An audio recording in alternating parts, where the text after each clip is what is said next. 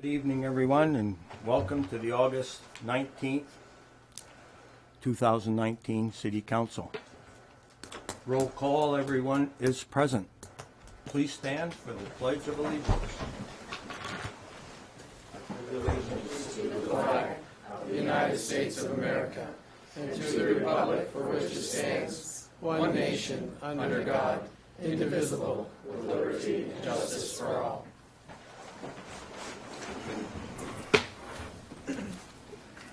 Thank you very much. Public forum. Is there anyone from the audience wishing to speak tonight? Raise, go ahead. Go ahead, Dave. Thank you. Councilors, Mr. Mayor, Dennis Marker, allow me to bend your ear for a minute or two. I would like to reiterate a conversation I had with an elder gentleman in his mid-70s. He's a member of our aging community. His concern had to do with the beautiful home he built in the prime of his life when Caribou was a thriving service center. So fast forward to today. His fear is that should his health deteriorate and he is forced to sell his home, the home may not sell for a period of time, or he may have to sell it at a greatly reduced price for a quick sell. Once sold, unfortunately, he plans to move to be closer to his children, so he's moving out of the community. Now, what bothered me the most was his knowledge that Caribou's valuation has been decreasing since 2016. As he so bluntly put it, he believes this is the canary in the coal mine. His feeling is that we should be doing more to encourage a growing community. I asked him if he had any suggestions. Sadly, he said no. That being said, here we are. So what to do? Let's start with a definition of economic development. And I'll try to condense it to one sentence. I would say, in my opinion, that economic development encourages the upward direction in expanding our taxable valuation. That pretty much includes a whole bunch of things. You'll probably ask me at the conclusion of my 2-minute read, and how do you think we can accomplish this given the very tight budget and limited budget that we have? I'd like to offer the following suggestion for you to ponder at your next work session. Consider contracting out the managerial duties of administration and put Dennis on 100% time dedication to increasing our evaluation so we as a community can enjoy the services we presently have.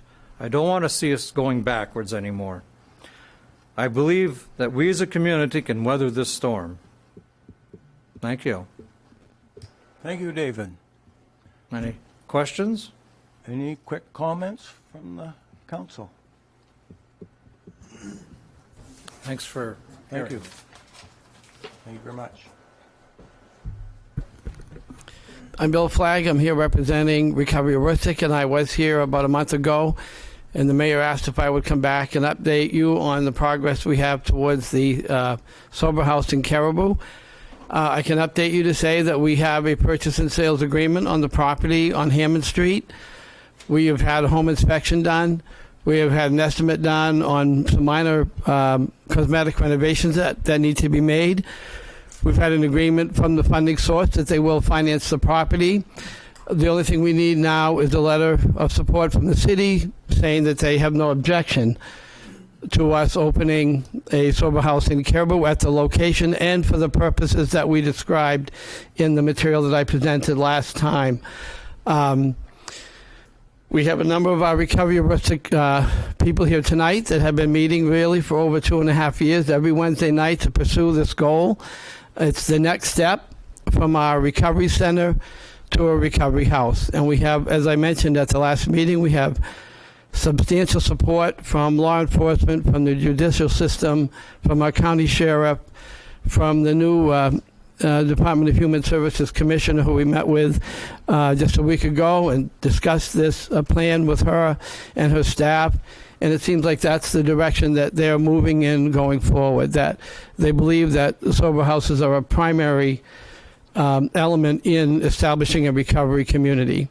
So I would ask, and Recovery Aroostook would ask, that the City Council provide us with a letter that we can submit to our funding source that offers no objection to the opening of this house, again, for the stated purpose of which we provided the last time. And I'm happy to answer any questions. I'll have a few questions, but I'd like to get through the public Sure. forum part, if I could, Yeah. please. Anybody else from the public? Busy night tonight? Hi, ladies and gentlemen. I'm Gary Netto. I just want to say, we have rules and regulations. How come we don't have code enforcement enforcing it? Because I've been a year fighting with them. You can verify it. Oh, Jesus Christ. I'm nervous, so let me calm down. I had a neighbor that had a bunch of vehicles. He had no license or anything. And I went to the code enforcement. And I told him about it, and he said, I'll send him a letter. He'll have 30 days to clean up. Well, he'll be fine. I don't know how many months later I went back. It's still the same thing. And then we went to the planning board. And the planning, and another thing he told me too was that he had 9 vehicles. He could have 2 for hobby vehicles. He said the rest either had to go to a junkyard or to auto recycling. All he did is move it down the road another 3 miles, because he said it wasn't supposed to be on anybody else's property, which it is. And he's got his license or permit, whatever you want to call it. Everybody else runs 7 to 5. He runs 3 to 11 at night. You know, we're all elderly. We're all closely, buildings are close. And is there any way of changing the rules a little bit so that he can run without bothering the neighbors? That's, you know. Okay. Public forum is not a question and answer time Okay. frame. You've relayed some concerns to us. Do you have anything in writing? Do you have a No. point? Like, I have, my point is, if you have rules and regulations, you have a person that's supposed to enforce them, isn't that person supposed to enforce it? okay, I'll have after public forum, I want to ask you a few more questions too. Okay. Okay. Thank you. Yep. Oh, well, anybody quick comments?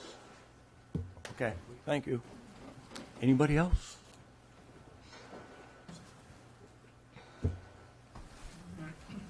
Hello, I'm Elizabeth Singer, and I am on the agenda under the public forum to give you all an update on age-friendly caribou. And let me see. Can you pass me?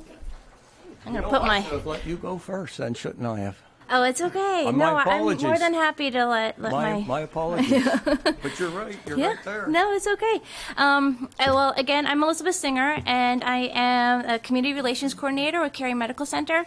And for the past year, I've been coordinating the Age-Friendly Caribou Initiative. The Age-Friendly community is part of AARP and the World Health Organization program that works to engage and connect communities in an effort to bring awareness to the need to make communities more livable.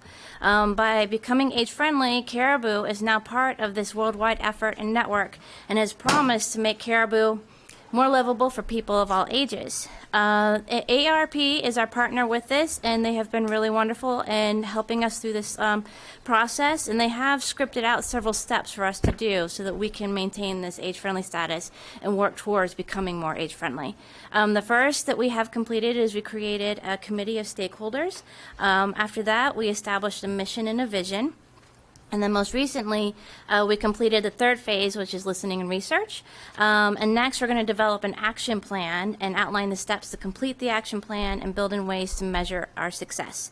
But first, I want to report to you on the listening phase, which is what Bill just passed out to you all. This is an overview of a survey that we did. The questions are based on AARP's questions, and we distributed the survey online and through paper. We had them here at the town office, at the library. We mailed them out to seniority. We got 324 responses, which I felt was an excellent response for a survey like this, especially considering how long it was. But we had people ages 19 to 97 who responded, which is great because it really shows that people of all ages are interested in this and want to make sure that Caribou is focused on making our community more engaging and livable as we get older. The survey area, I will say, did include Caribou. We also added in Woodland, New Sweden, Stockholm, and Connor because those communities also engage with Caribou a lot. Those kids go to the schools here, they go to the high school here. Even if they go to like Woodland or Connor, they still go to the high school. And a lot of them use the programs and services that are right here in Caribou. The main focus of the survey and discussion topics for the focus groups revolve around the World Health Organization's 8 domains of livability, and that includes like outdoor spaces and buildings, transportation, housing, civil participation, community and health services. Respondents said that the top domains that they felt were significant for the impact on their quality of life was access to health care and housing. If you can just look through, the survey itself is kind of pretty easy to go through. They did rate, though, Caribou overall as a community place to age as good. Our goal is to get it that excellent up even higher. We want people to think of Caribou as a place where they can come, they can, raise their families here, they can grow old here, and it's just going to be a place where they're going to have access to all the services that they need. And then also one of the things I thought was great was if you look at how long people lived in the community, of course, 45% said they've lived here for 45 years and more. But the next highest group, if you combine the less than 5 years and the 5 years and less than 15 years, that is 20% of the respondents. So that means that 20% of the people that responded have been here less than 15 years. And so we kind of saw that as people are coming here and they're staying here. So that was to us a positive thing to see. And then also we have, people rated like transportation as important, but a lot of the respondents also said they still drive, which around here tends to be a necessity, especially during the winter.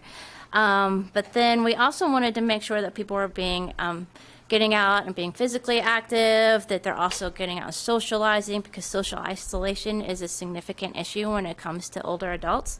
And around here, it can be very significant, especially during the winter months when it gets harder to get out and about.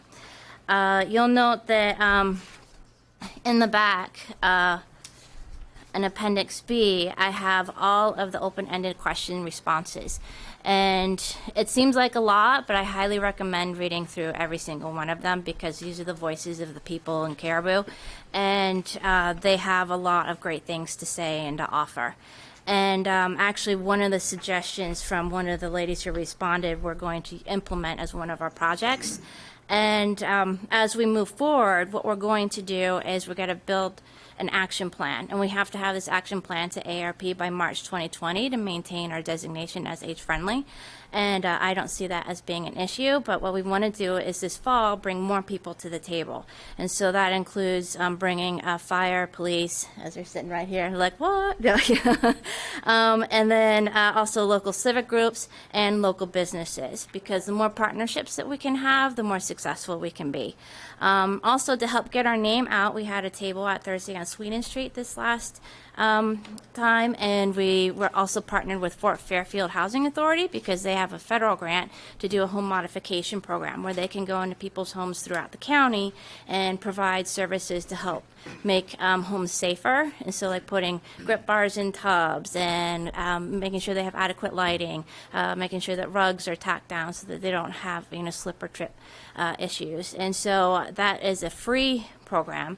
And so for us to partner with them, it helps us meet one of our goals by getting people to make their homes safer. They can then age in place longer. Also, one of the things I mentioned, we said one of the respondents had an idea, and that is to hand out slip grips for shoes, the little cleats that you can put on your shoes. We're looking to get some donations and grants so that we can purchase those slip grips and then hand them out to people in the community who need them.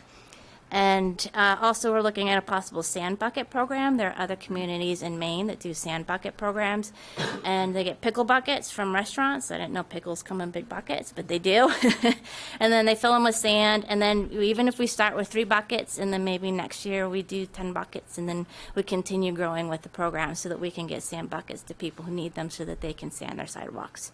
And then also, one of the committee members recommended a map of downtown that can highlight some of our age-friendly businesses.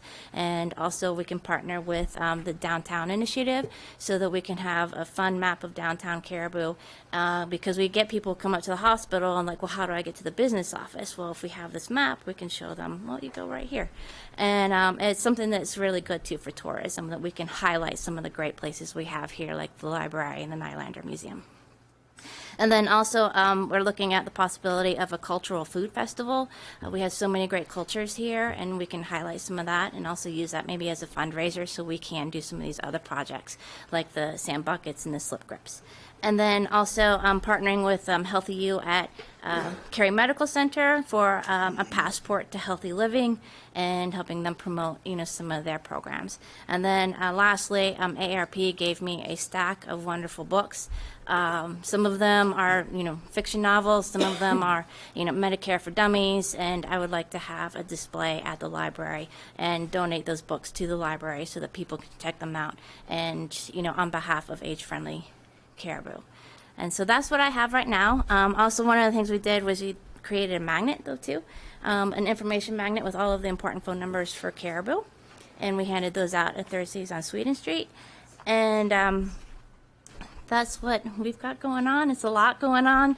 I really recommend that you all take a look and read through all of these responses, because to me that was really important. So, and to our committee, too. Yeah. Thank you. All right. Do you have any questions? Or? Anybody have any questions? No. The next step is you're going to form a team.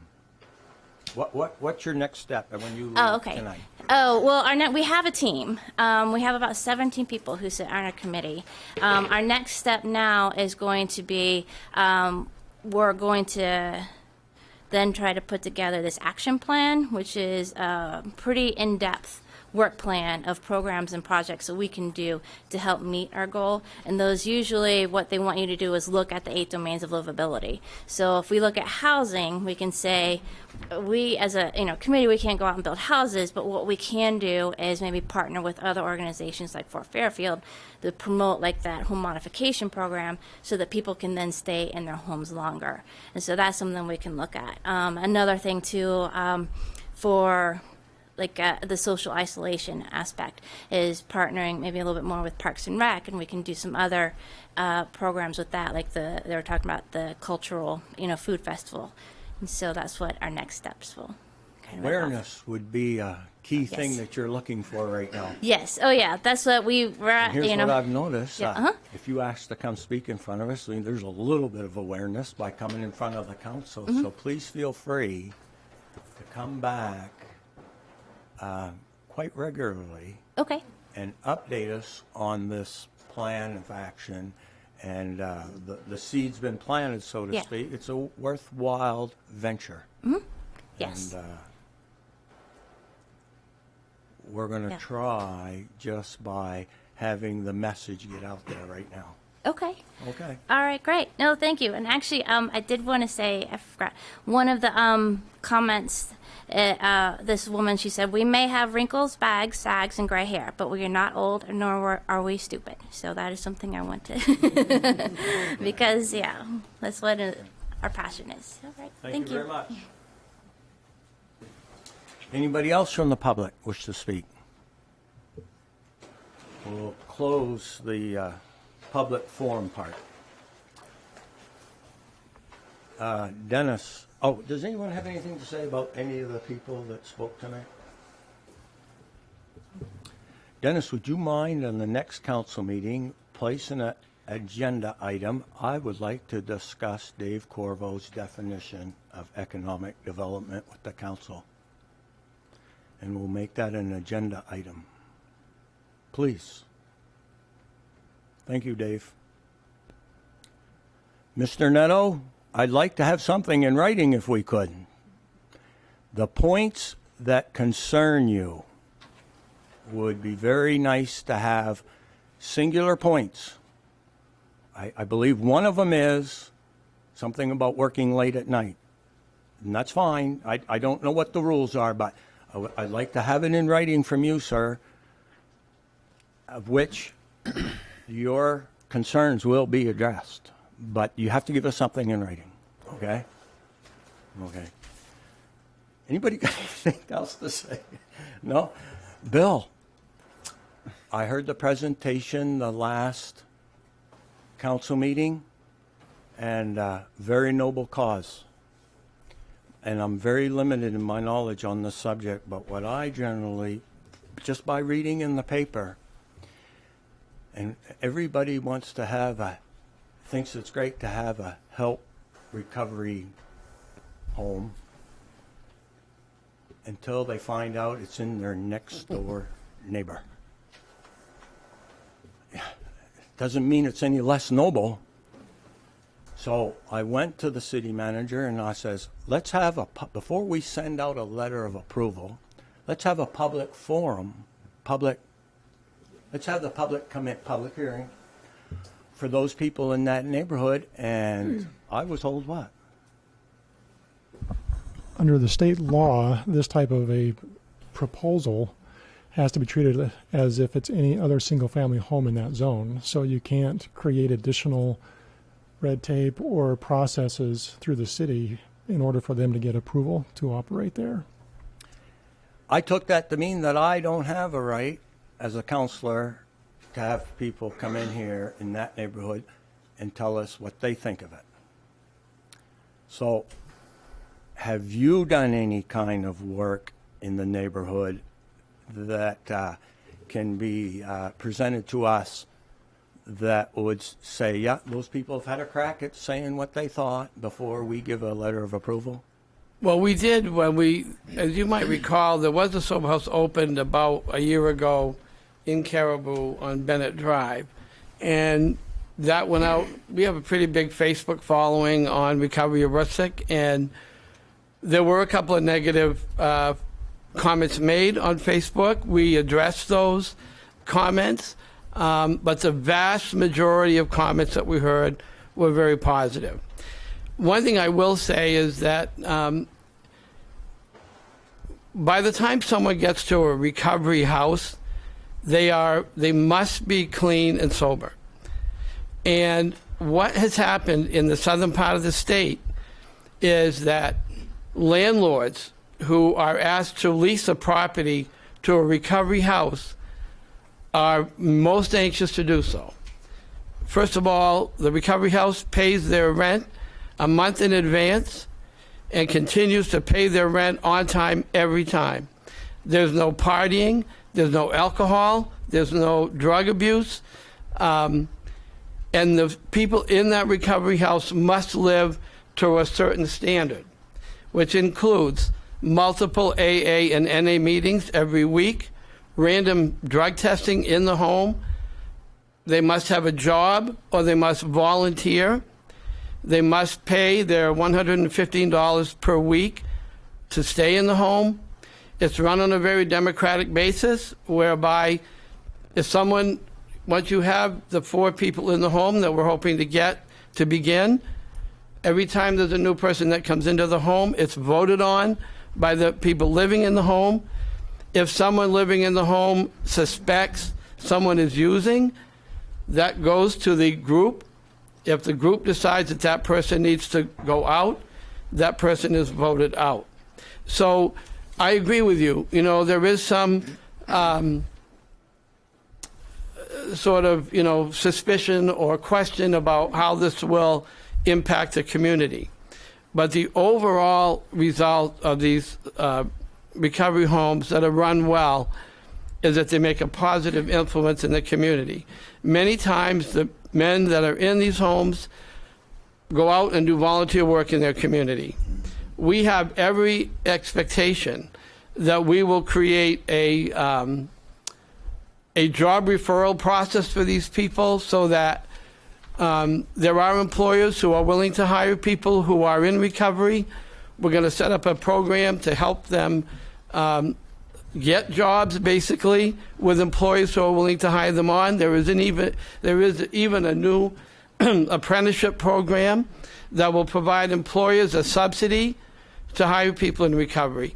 So we feel like we've got a really good model to work with. I can assure you that we want this recovery house to be a model, a pilot for the whole state of Maine, and we will work hard to do that. And I have no question that it would be run.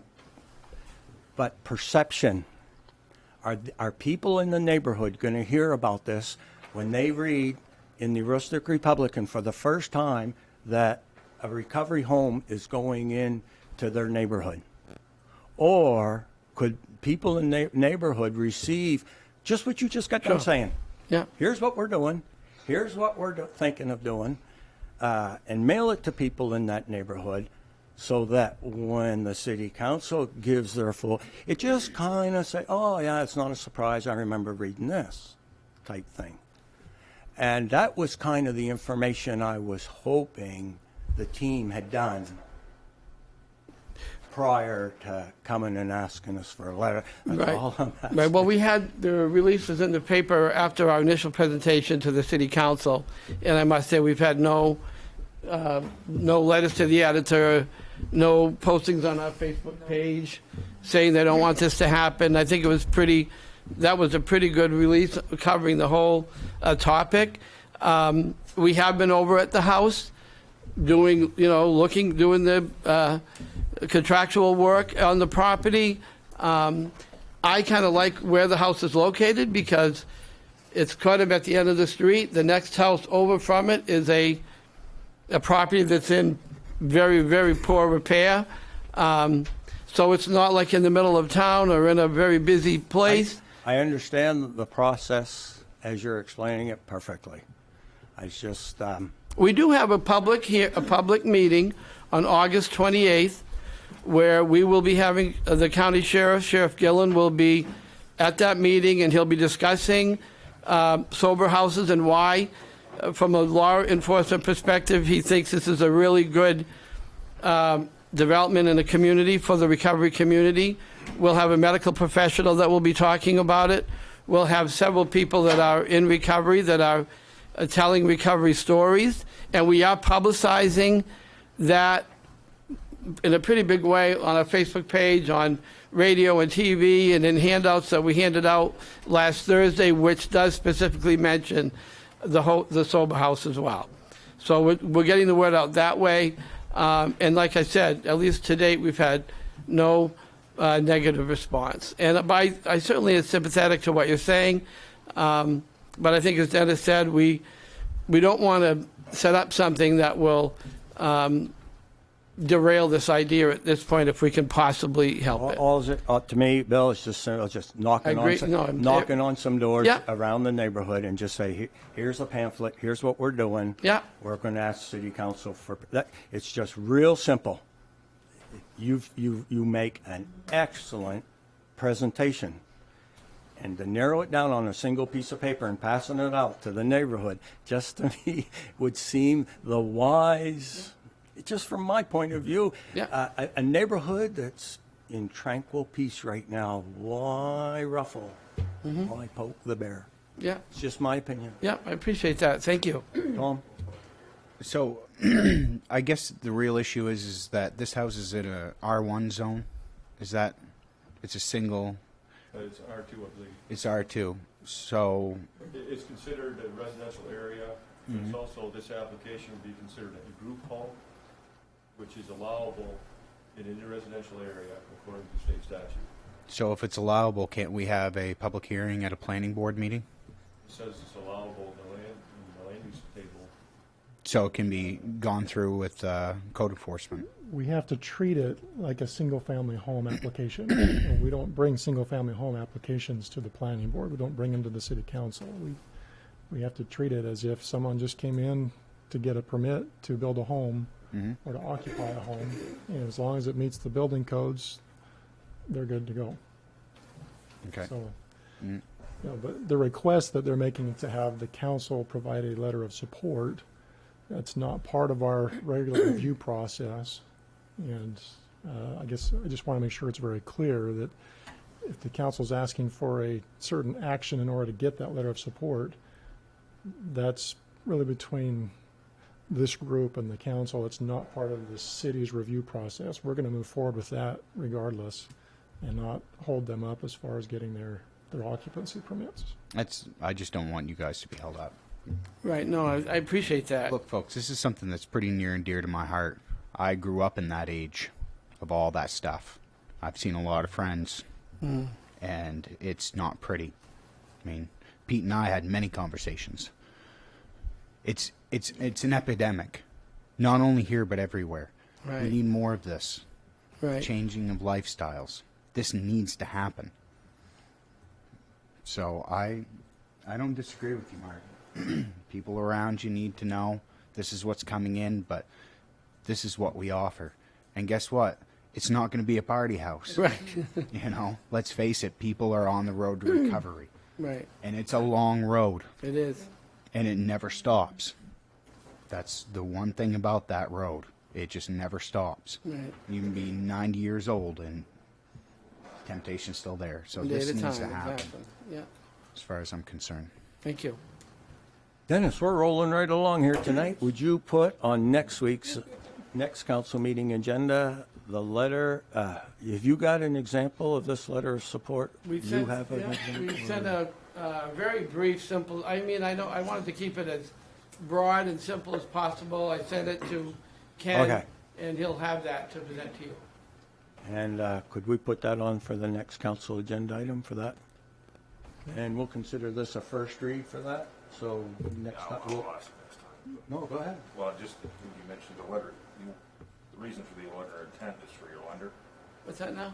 The reason for the letter of intent. Yes, is to was the provide your financing. lender Right. a funding source. Yeah, And that was the so reason. the sooner we can get that, because that, every day is another 30 days in approving the financing, because they have to go through the normal disclosure process and all this title review and blah, blah, blah.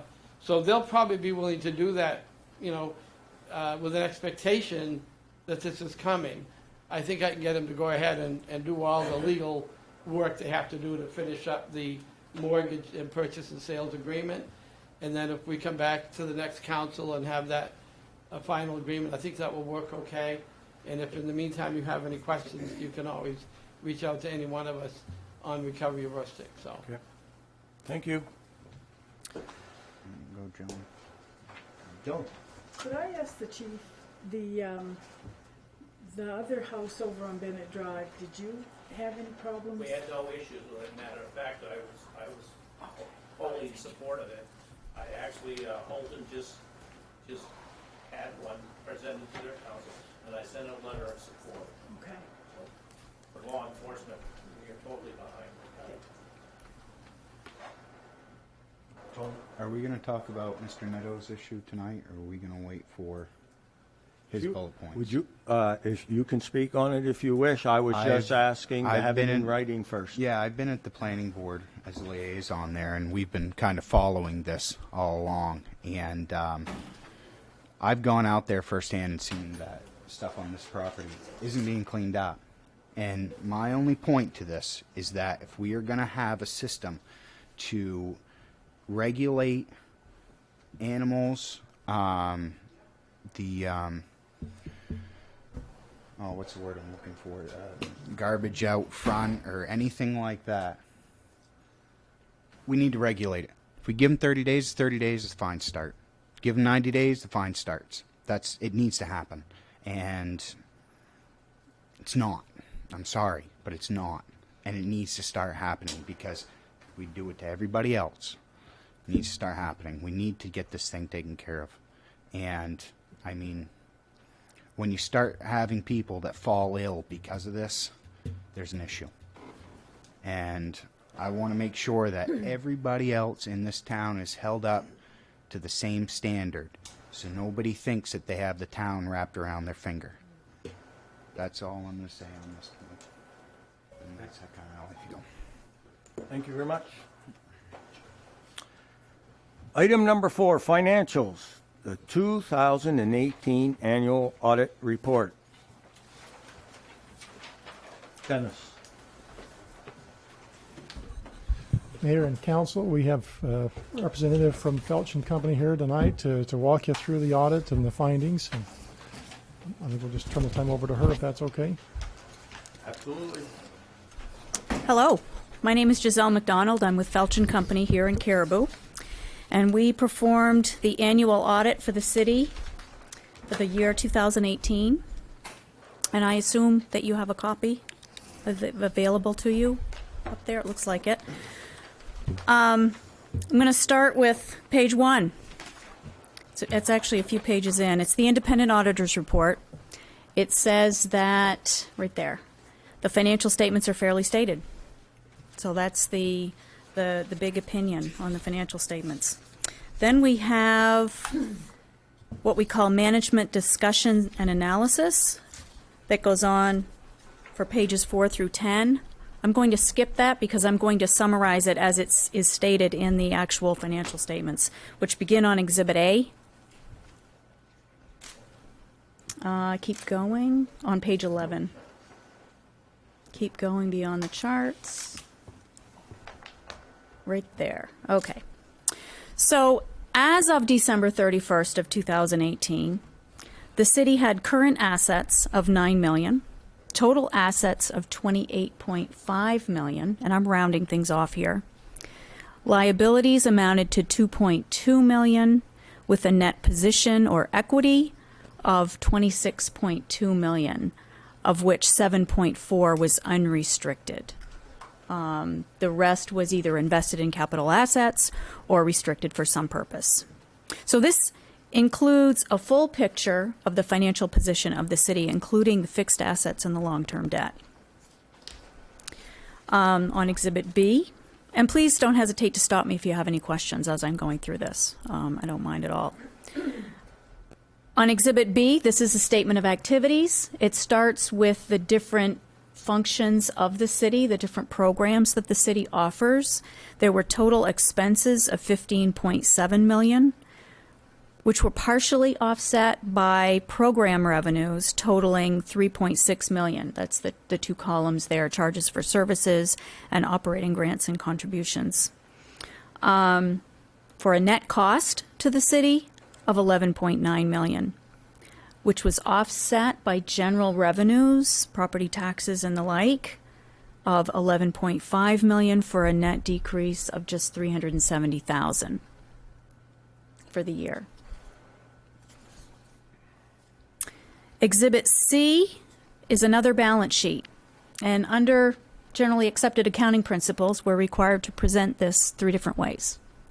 So this is one of the other presentations. This one is more of a current resources financial base. So it's just cash and those assets that will turn to cash within 60 days or so. So we have total assets under this presentation of $9 million, total liabilities of $1.1, with a fund balance of $7.9 million. Exhibit D is a statement of revenues and expenses, or forgive me, expenditures.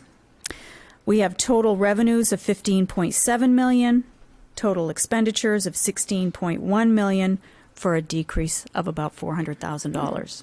Again, remaining fairly stable. Exhibits E and F reconcile the two presentations together. So A and B that we talked about with the fixed assets and the long-term debt. We had the other presentation that excluded those. The major differences being reconciled here are the fixed assets and the long-term debt. So moving on to Exhibit G. The city has or is in care of certain trust funds totaling $166,000, and those are spelled out on this statement for the cemetery, library, and certain memorial funds. Pages 18 to 30 are what we call the notes and disclosures, that very descriptive about many of the different financial statement areas. Page 31 is the budgetary comparison.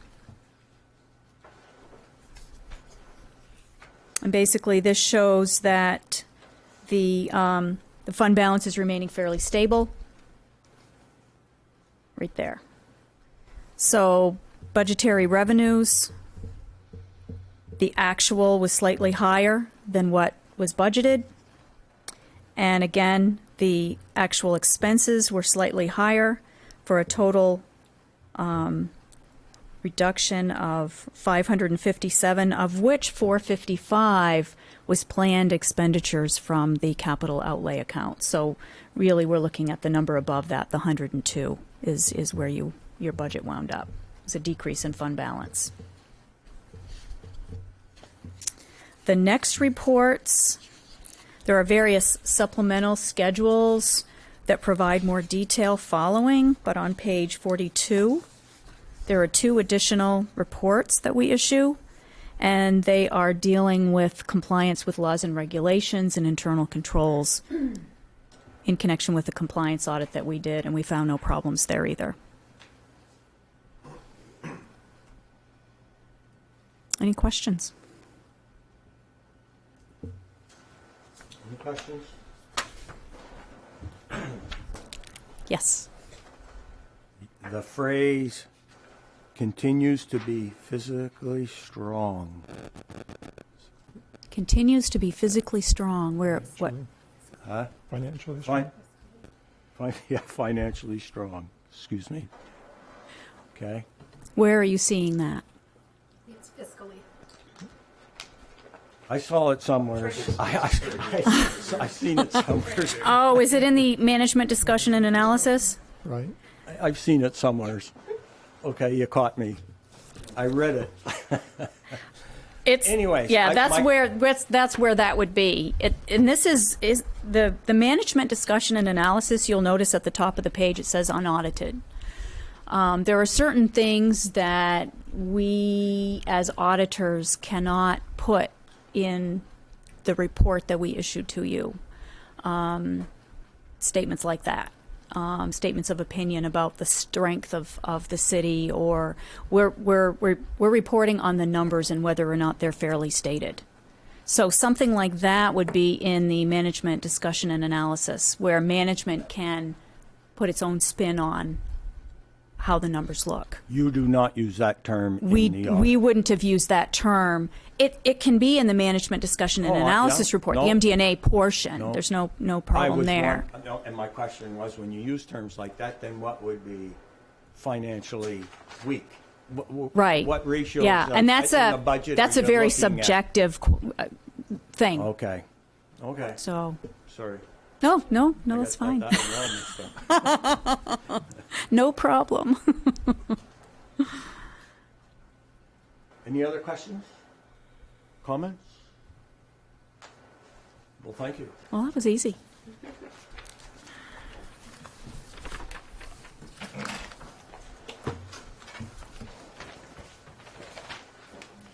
Uh, 4B, July financial report. Before you move on to that, Mayor, if we could have the council accept the financial audit. Okay. Chair will entertain a motion to accept the 2018 annual audit report. So moved. Second. Moved and seconded by Jody to accept the 2018 annual audit report. Any discussion, comments? All those in favor? Those opposed? Motion carries. Now, Thank you. July financial report, 4B, Dennis. Okay. In your packet again, you have the summary of information for the different departments.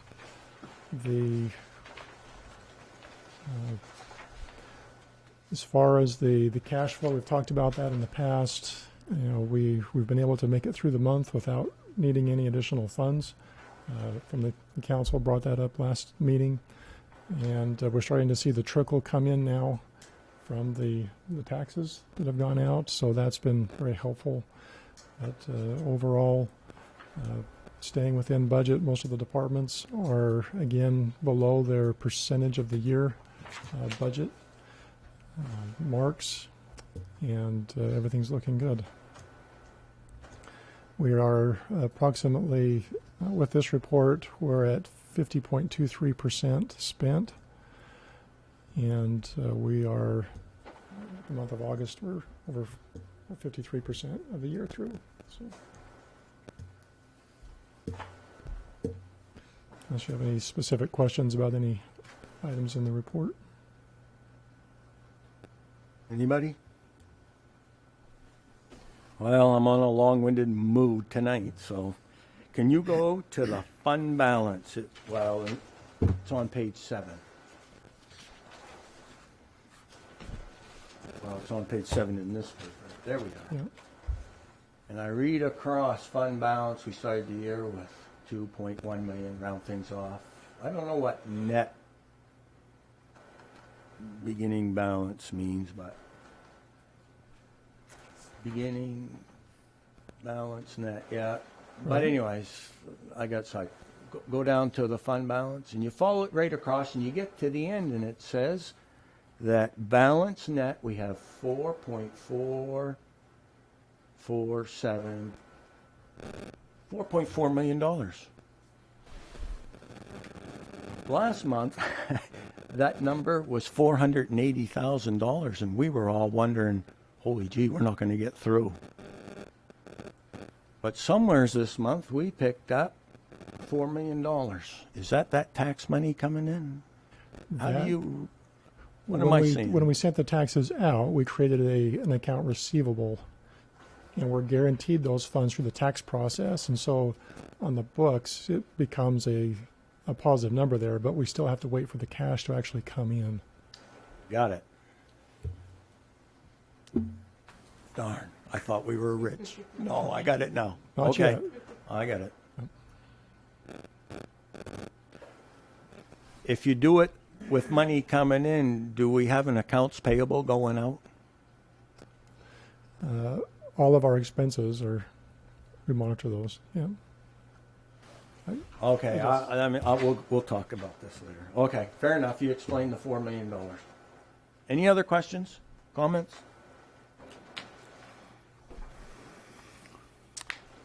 Okay. Chair will entertain a motion to accept the budget, let's see, the financial report ending in July. Any comments? Chair will entertain a motion. I move to accept the financial report for July. Second. Moved and seconded to accept the July financial report. Any discussion, comments? All those in favor? All opposed? No.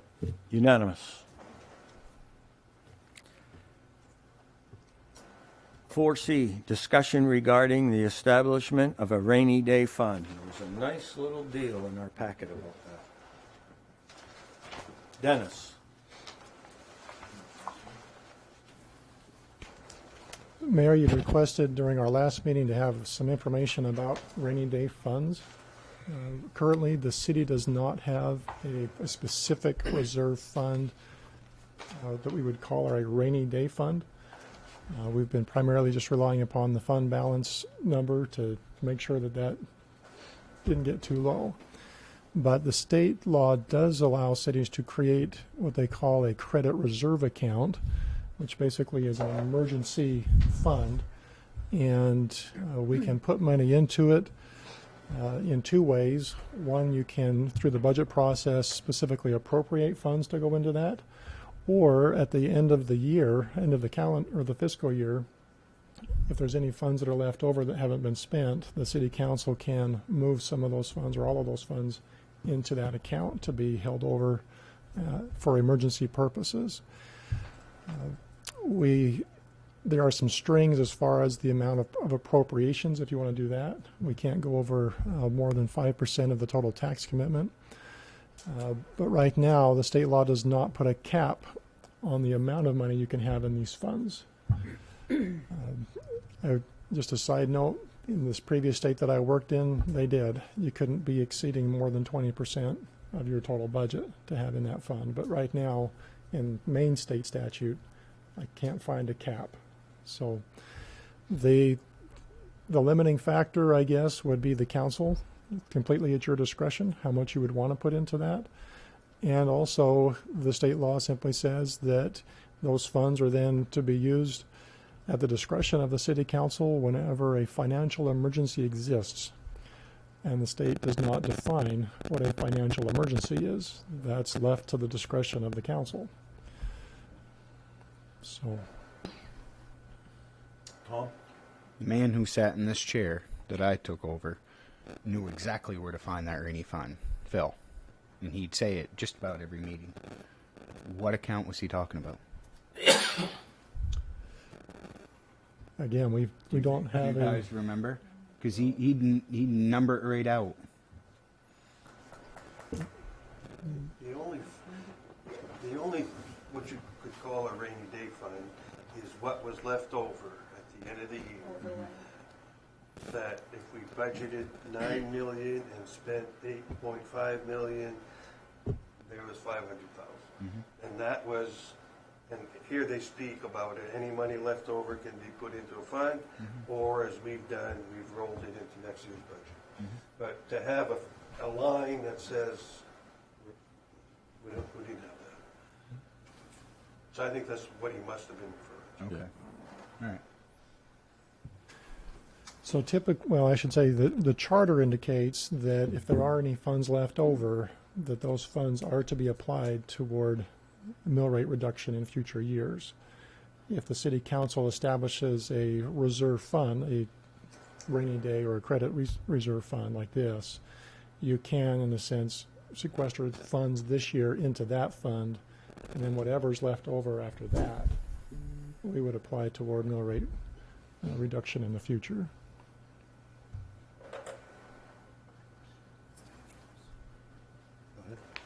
So, I understand this is a discussion item only, so this is something that we're going to act on now, but it's something we should be discussing in the upcoming budget, right? I mean, we're getting close to the, where do we put money aside, or how do we handle this?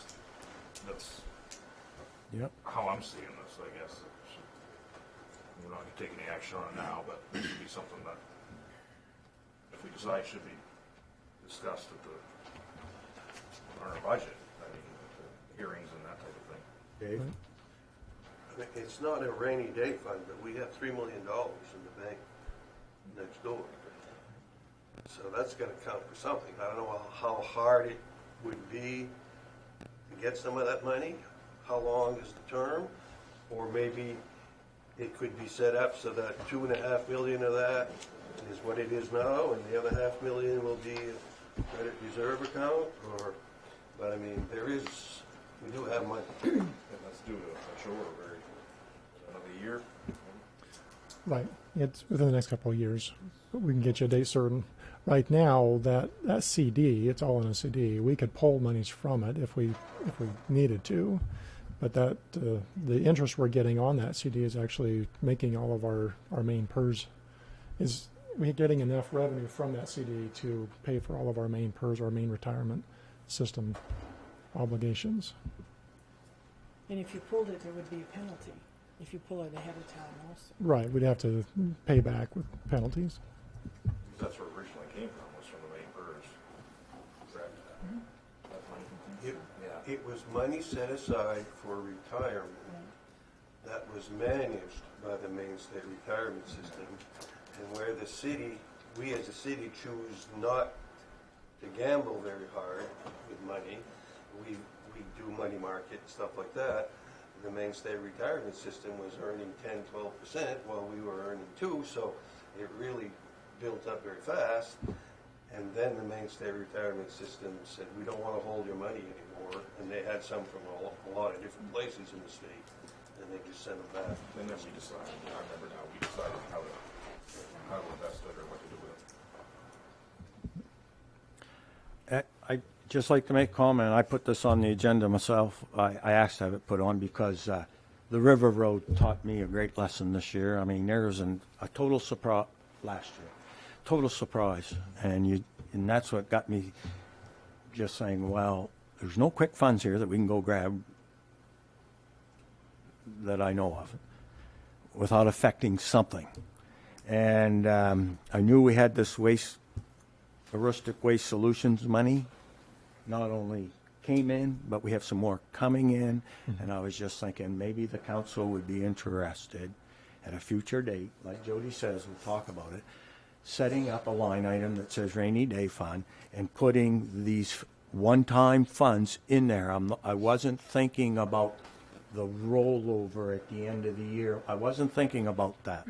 I was just thinking about these one-time funds that were coming in, that I wanted to save them because we have some infrastructure issues that are coming up. And if I understood what I heard, that could be an emergency, that we need money to help upgrade an asset of ours. Okay? And that was my point. But that's up for the council who's ever sitting at that time to decide. Well, I think it's a good idea to designate it, because there's always been, for as long as I've been on the council, confusion as to what is a rainy day fund. Do we have a rainy day fund? We don't have anything that says rainy day fund. Why don't we have something, create a line that says rainy day fund? Then we'd know what it is and put, if you want to put these funds in or roll over, but, establish a fund that exactly is described. Emergency fund, rainy day fund, whatever, so that we know. Because there's been a lot of confusion back and forth. Well, what is it? What does this mean? And stuff like that. So spell it out and then we go. Any other questions or comments? Let's start the budget process and let's just see how this all fits in. And this item can come back up before the end of the year. And Sure. it can all take place during the beginning of a new year, if it was to pass, and we'll go from there. Okay. 4D, Fire EMS Department cost per resident. Dennis, please. At the last meeting, again, the request was for a very simple breakdown of the income expenses and the capital expenses that we have associated with the Fire and EMS Department. And so in your council packet, we've included this one-page note that in the budget you would be able to find each of these items, income on its separate line or separate page, and expenses, equipment and facilities would be under our capital projects. The fire truck lease, you would find that in the budget under our debt lines. It's a debt. It's technically a lease of the equipment, but it is a long-term obligation, and so we have it shown under our debt. And the biomass boiler, the numbers for that, we're only using 25% of the total biomass boiler payment that we have to make each year, because we had 4 of those, and one of them is located in the fire department. And so when you look at currently the net operating in the 2019 budget is roughly $161,000 negative, plus the capital, which would be another $220,000 or $221,000 expense. So total operating and capital in the 2019 budget is $1,082,000. The census estimate for 2018 is that we have 7,614 residents in the community. And so if you take the total operating and capital number divided by the total population, That gives you a total annual cost per person of $142. There's on the budget or on other discussion tonight, we have some adjustments being made or being recommended to the budget.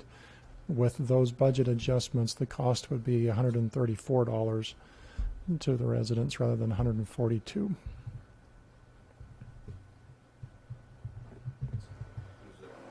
Okay, you got that figure per resident, not per Per resident. resident, not per property tax owner, just per resident. Just per resident. Any comments or questions? Okay. Thank you, Dennis. Mark, Oh, I'm sorry. can Colin? can we agree that there's 7,614 people in this community? That is a firm number. That is the most recent official estimate from the Census Bureau. The past month or two, I've heard 5,200, I've heard 7,200. Just want a firm number.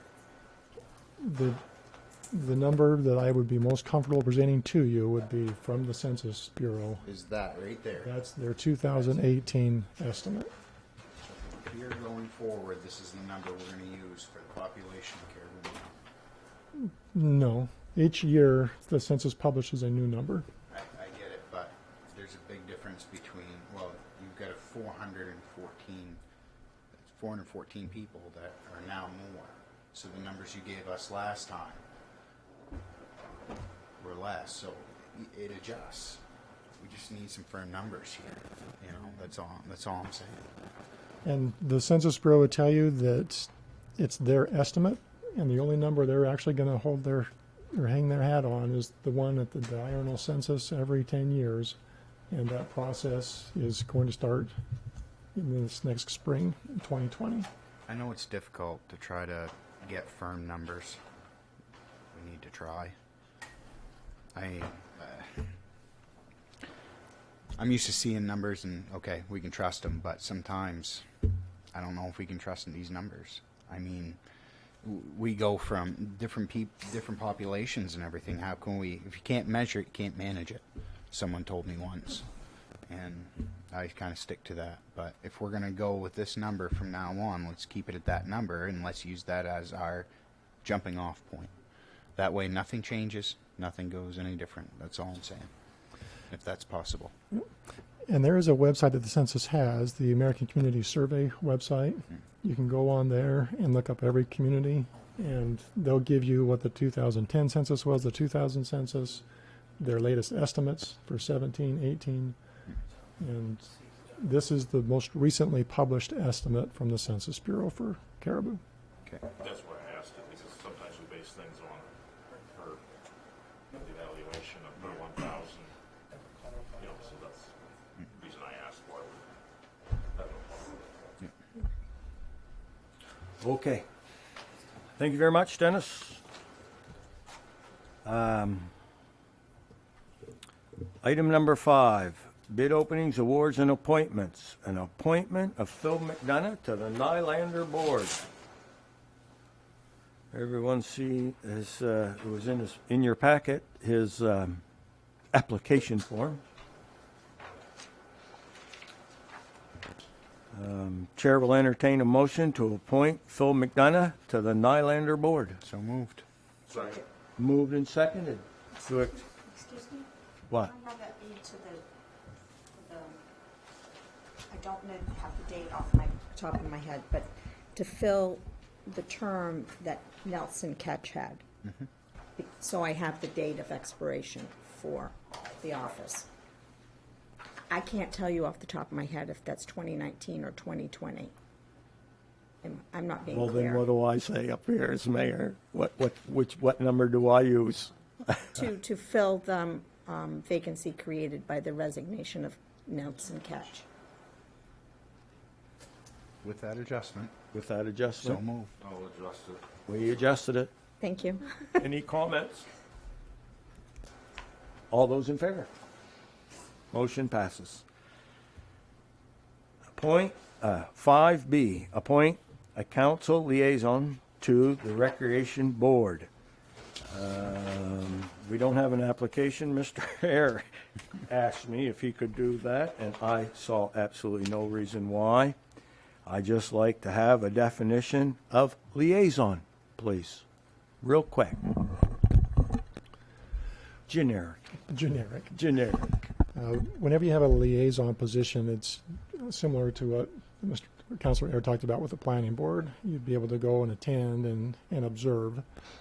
You're not necessarily able to participate in the discussion unless asked upon. You definitely would not be a voting member of the board, but be able to go and find out what's happening and come and report back to the city council of the goings-on of those committees. Great. Any discussion? Well, Chair will entertain a motion. No, I can appoint you? Yes. How does this work? I can just appoint him? You would make the recommended appointed. No, you can. You can just appoint it under the charter. I can just appoint him? Yep. Boy, you're in. Thank you, Mr. Mayor. Thank you. Where's the sword? In the other room. The other room. CDBG Advisory Committee. Okay. This has to do with receiving funds? Yes. Could you, before we go through all these items, could you give us a brief, what we're getting ready to do here? Okay. Thank you very much. I've informed the council in the past that we received the award for the two CDBG projects, the Community Development Block Grant Fund projects. Those are federal dollars that are administered through the State Office of Community Development. And in order for the city to receive these grant funds, we have to deal with all of the state and federal strings attached to those funds. There's a lot of items on the agenda tonight pertaining to CDBG funds and things as far as establishing procedures or policies. One of those is that we need to have a CDBG advisory committee created. In looking back through some old minutes, Jane was able to find that at one point the city council designated the big business investment group as the city's advisory committee. If the council wants to continue letting them be the advisory committee, we could certainly do that. We just have to notify the state that's the group that's going to be working with us on it. My concern is that it is intended that this would be a committee made up of individuals that may be more directly impacted by the use of these funds, more representative of the serviced population, and that this would be a group that's appointed by the city council. It's not a group necessarily that's appointed by the city council as far as the individual members that might be associated with that. But if that's the way the council wants to go or continue going, you could certainly do that. And so with regards to the advisory committee, the recommendation is that the council not utilize BIG specifically for this because there are some other interests in the community demographic-wise and as far as expertise that we think would look more favorably to the state and the federal process. The CDBG funds are intended to help support those households with low to moderate income, as well as provide housing options for those individuals. And so it's the recommendation at this point that we have is that we look at a 4-member committee, including Bill Flagg, who again was here tonight, definitely a strong community advocate that's worked in many different facets of the community. He's part of the Age-Friendly Communities team, and he has directly associated with one of the applications that was awarded this year for the Transportation Cooperative Plan. Mr. Ken Murchison, while he is our city zoning administrator, he's also a project manager for CDBG funds. He's associated with the Bread of Life Kitchen, and he's also an affiliate with BIG, and so we could still keep them in the loop. I would also recommend Lisa Plord, who's our Caribou Housing Authority manager, and finally Christina Kane Gibson, who works with our city events and is our events and marketing director and works with the downtown group which is, again, supporting economic focuses and building up the community, which is another major pillar of concern for these CDBG funds. Chair will entertain a motion to nominate Bill Flagg, Ken Murchison, Lisa Plord, Christina Kane Gibson to the, what are we going to officially call this? Where am I? CDBG Advisory, CDBG Advisory Committee. So moved. Second. Moved and seconded to accept the names on the CDBG Advisory Committee. Any questions or comments? Is it the CDBG or the CDAC? CDAC. The state refers to it as the CDAC, but it would be the same, this Community Development Advisory Committee.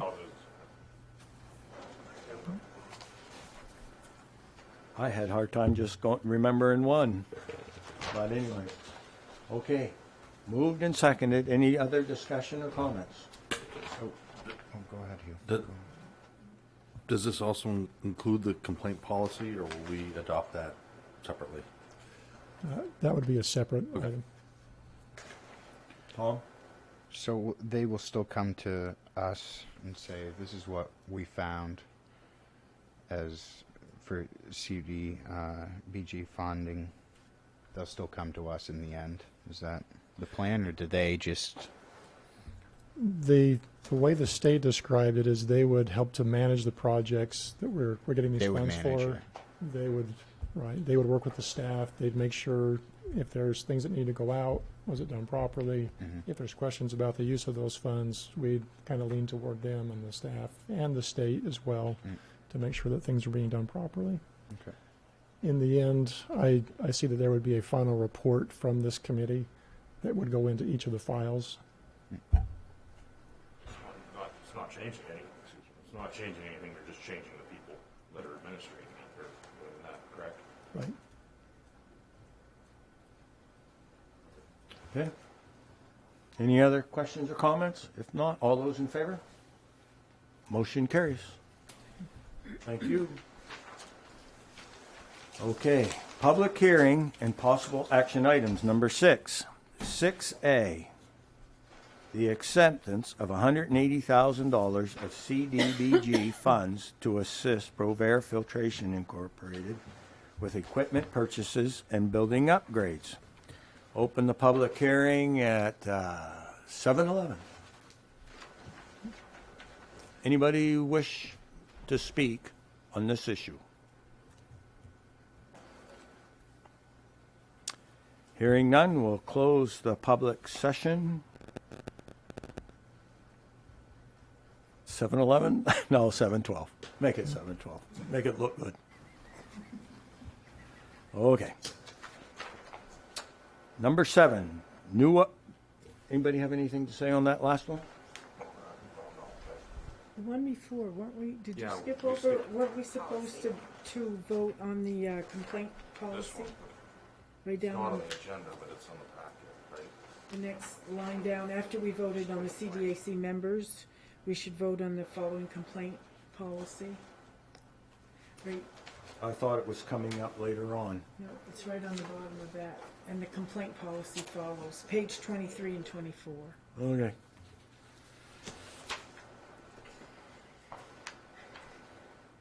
I say we come back to it. Doesn't matter. So Dennis, we have to now okay a complaint policy. Chair will entertain a motion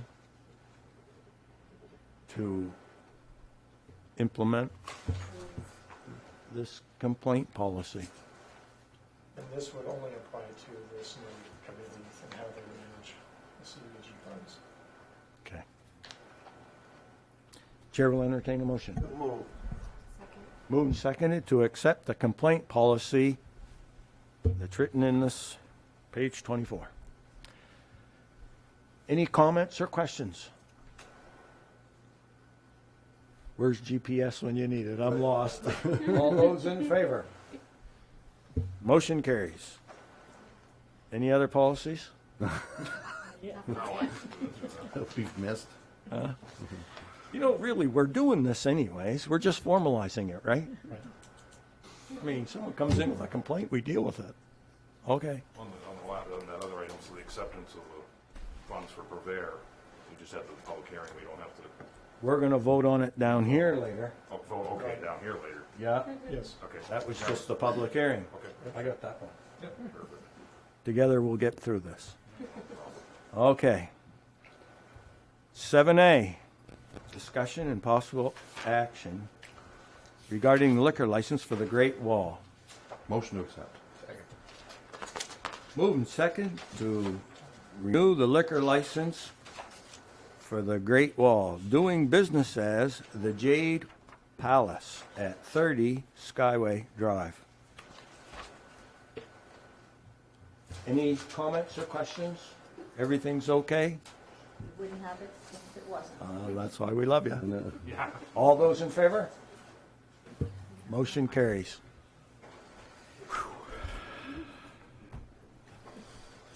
Okay, here we go. Resolution 8-1-2019.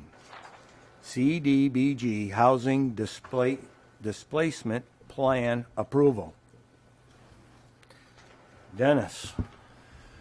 This is one of those pieces of red tape we have to go through as far as the strings attached to the CDBG funds. They've asked that the city adopt a what do they call it, anti-displacement plan.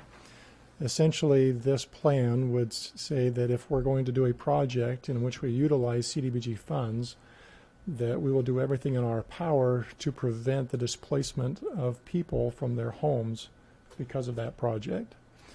And if it's absolutely necessary that those persons be displaced, that we would provide them equivalent housing, and that it would have to be within our own community. We can't just say, you're being displaced, go to Presque Isle or Limestone or Portland.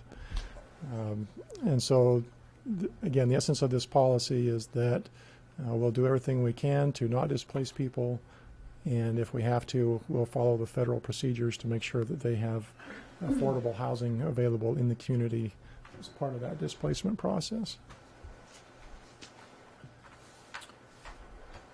Chair will entertain a...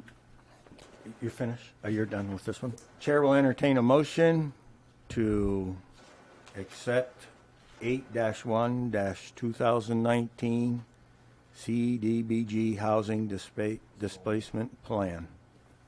Moved by Jody. Second. Seconded by Hugh.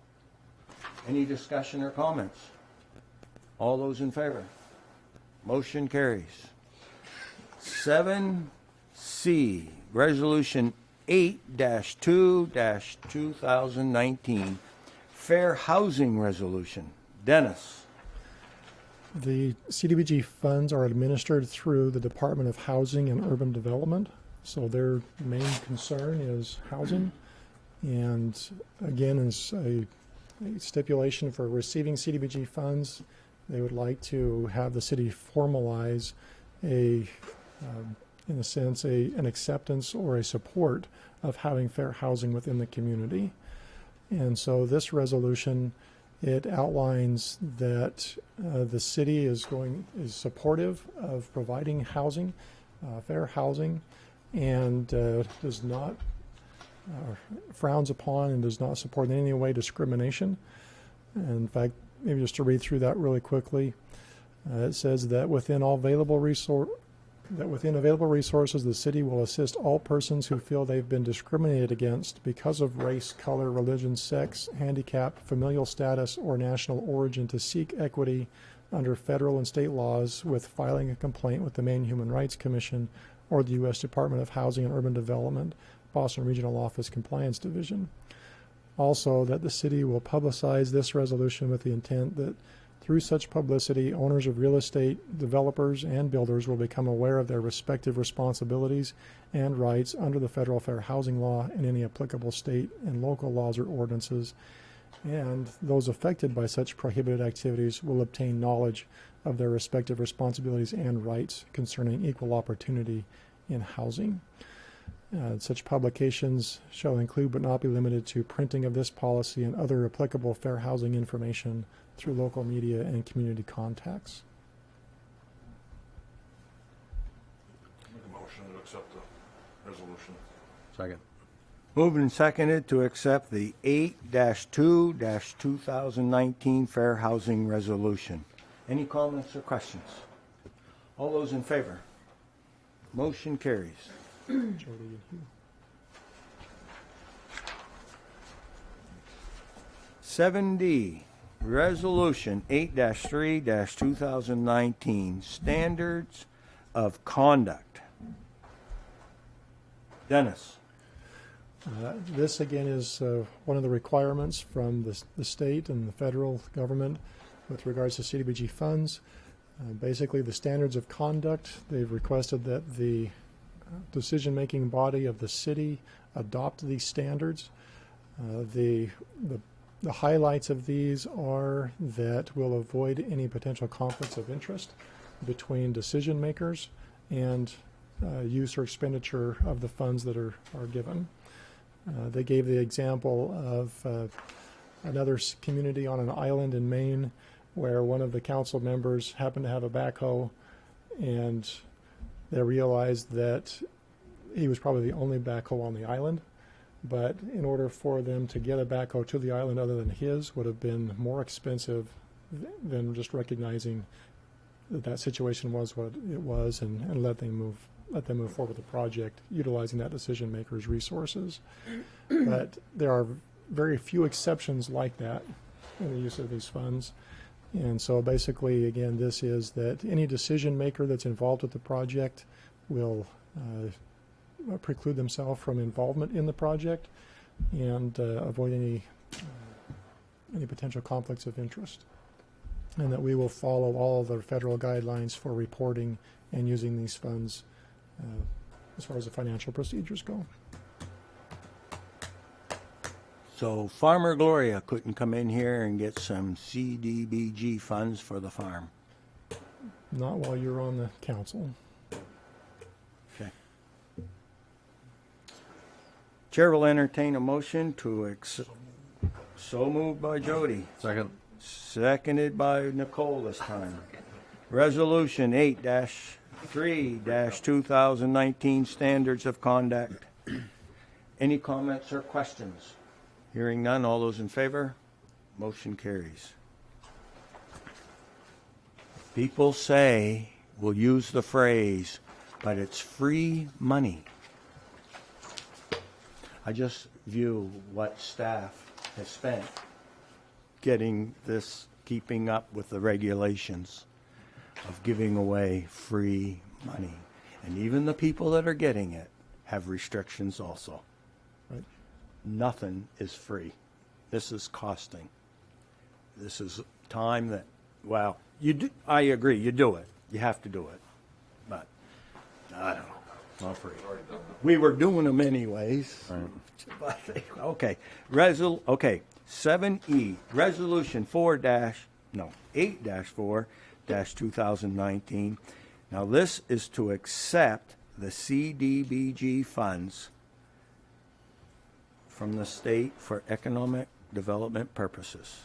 Is that how I read this? Specifically for the Portver filtration project. Okay. Please add that. So moved. Second. Moved and seconded to accept Resolution 8-4-19 CBDG funds for economic development purposes, specifically for Portver Filtration Incorporated. Is that how it goes? Okay.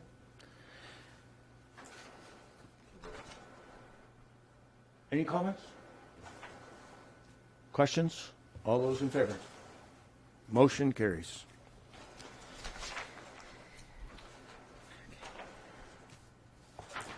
Old business and adoption of ordinance and resolutions. 8A, reconsideration of Resolution 7-1, 2019. Dennis. Mayor and Council, this was the mill rate resolution that was adopted during your last meeting. And part of that resolution included specific line items that were going to be adjusted in the budget. And the council directed us to go back and find additional lines for that in order to keep the mill rate lower. And so this resolution that's in your packet is now revised based on the discussion that the council had. I do need to also clarify that, well, just I guess to point out, item number 1 has the mill rate that the council set, the 0.02455. So that is now in the resolution. Item number 2 on here had the date of commitment for the 2019 property taxes to be committed. No, I'm sorry, number 3. 2019 property taxes will be due and payable upon receipt. I failed to include that the council had set that date as August 5th. And so the resolution was in your packet. We do need to make that one change so it's consistent with the action that the council took during your last meeting. And Jane actually has a clean copy with that change already made on it tonight. The biggest change in this resolution is the attachment of the Exhibit A, which includes all of the revenue and expense adjustments that were necessary in order to achieve the council's desired mill rate. Chair will entertain a motion to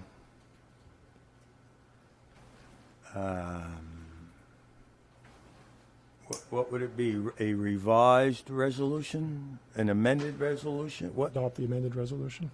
Adopted, amended resolution 7-1-2019. Yes. Chair will entertain a motion. So moved. Second. Moved and seconded. Any questions or comments? All those in favor? Those opposed? One opposed.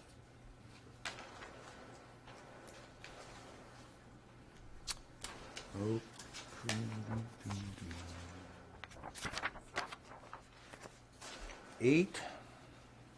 No, B, yeah, 8B. Resolution 8-5-2019 tax anticipation note. So Mayor and Council, during your last meeting, the council approved moving forward with application for a tax anticipation note in the amount of $750,000. In reading through the city charter, there's one reference to what actions require ordinances and those that do not. And in the charter, it says that when we go into debt, we have to have an ordinance, except that a resolution is appropriate for a tax anticipation note. And so this tonight is a resolution which authorizes the tax anticipation note as previously discussed by the council. Chair will entertain a motion for the resolution 8-5-2019 for a tax anticipation note. Moved by Jody. Second. Seconded by Joan. Any questions or comments? Go ahead. Do you still need it? Talking with Carl, he's out today sick, but he indicated that we're going to have a little lull now in the taxes are going to come in. So he's concerned for the next month that we need to just have it in our back pocket. I asked him the same question. And this is just for the year. This isn't, It's a 12-month note. I mean, the permission to go get the note is just for this 1 year. Yes. Any other questions, The Tom? only way you're going to go after it is if you absolutely, positively, 100% need it. Yes. Okay. It's written into the resolution to that effect, that we would have to utilize all other financial strategies possible before we dip into that. Okay. All those in favor? Those opposed? 6-1. Thank you. City Manager's report. 9 and 9A, the budget process for 2020. So starting off with the manager's report, we've got a long list of items that we're continuing to track and follow up on. Just to highlight, since the memo was written, the River Road, I've had additional communications with Dubois and King. They've sent me over their revised alignment, and they have indicated that they fully anticipate being able to complete their services under the contracted budgeted amounts. And so we'll continue to move forward with them and work closely on that road realignment. In talking with Dave Willett, our Public Works Director, the indication is they're focusing on getting the other roads fixed right now, moving forward with the chip seal process and the overlay process on those roads. And they do plan to be able to come back once we have this alignment finally determined and be able to start working on the River Road, but that we would be able to have this new alignment open before winter. Don't know if you have any other questions on that at this point. Why do they have to set an alignment now? Wouldn't they do that when the road is actually going to be fixed permanently? Isn't this something that normally, because Dave and his crew were doing it, would actually kind of look and see what they needed to do? I guess I don't know why they have to align the road now when it's probably going to be realigned again in a few years when the... So what they've done now, I've informed them that the council was not in favor of any additional studies, and what they're utilizing is the information they have now and knowing the future failure extent based on the limited data that they have. They've moved the road as far to the east as possible while still making it a safe traveling route with the curves in order to tie back in where it needs to. So they're basically, the design right now is moving as far away possible from the failure extent, and in the end they'll give us what that alignment would be in order to have the safe driving curves. You mean for the permanent or for the temporary? Because we're still looking at 2 poles there. So Right. if they move as far, are you talking they're going to move as far as they can? With This alignment ultimately would be the permanent alignment. the final, Right. the permanent final fix. Okay, it's not what Dave's going to do right now to try to... Well, this is what Dave would do. He would be able to go in, scratch in this alignment, and in a sense not waste materials or time Okay. in getting this alignment constructed. But it would be a temporary, in a sense, a temporary fix, but it would be in a permanent position. So are the poles affected then? Are they going to do something with those poles? We would still need to have Emera move a couple of their poles. Will that be done then before the permanent fix? Is that going to be done as part of the temporary? It'll be part of this. Of the temporary fix. road? Okay. That's a change then, I think, 'cause I think his first plan was to go up one side of the pole and down the other side of the pole and leave the poles until they actually move them. For the And we permanent may fix. still be able to do that. Gotcha. I think that Public Works is going to build us a road good enough that we can dust off those plants 15 years from now. I think they will too, to and be it will honest change. with you. I think they will too. We've discussed that with the High Street project, all of the millings that are going to be created from the High Street project, we're going to be stockpiling those and would likely be able to utilize those in this new road alignment. So we'll have a pretty decent surface, even though it's a temporary long-term Right. road. Yep. Really low cost, Yeah, they've done a lot to million and save a half. the town some money, I'll tell you. Okay. Yep. With regards to High Street, we are moving forward with that. Right now, you'll probably see our crews and the Caribou Utilities District crews out on the site, looking at the manholes and the storm drain inlets. The DOT crew has moved off. They've moved on to another project so that we can get all the millings done and get the final grade set And when we're done, they'll come back in, they'll do a 1-inch overlay to set the final grades. And then later this year, they will come in and do the final overlay that would get it to the final grade across the whole project. So we're still looking several weeks out. The hope is that by the end of this week, we'll have a milling machine on the site and starting. But that's our hope. It's fair to say it's going to get worse before it gets better out there, right? Yes. The DOT is responsible for the first layer of overlay?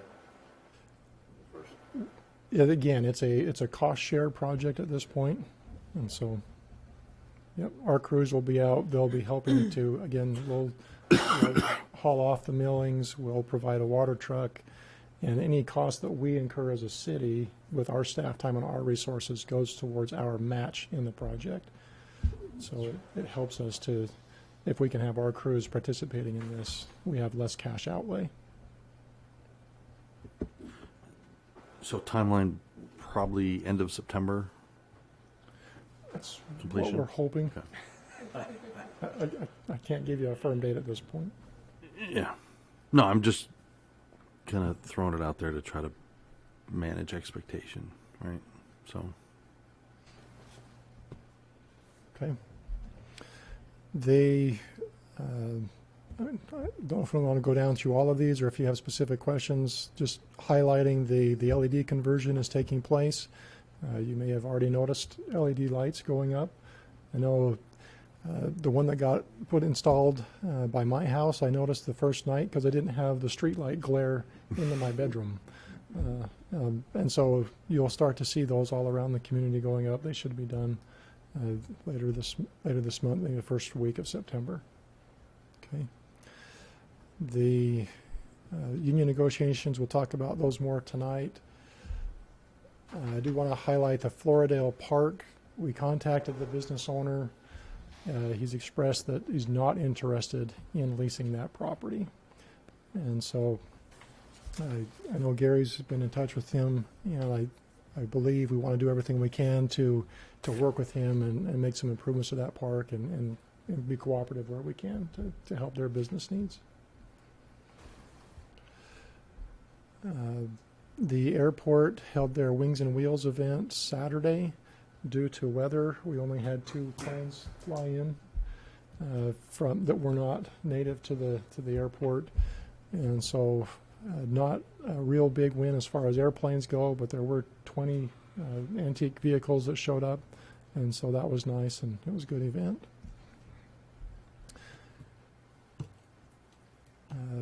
The park projects are moving forward, going well.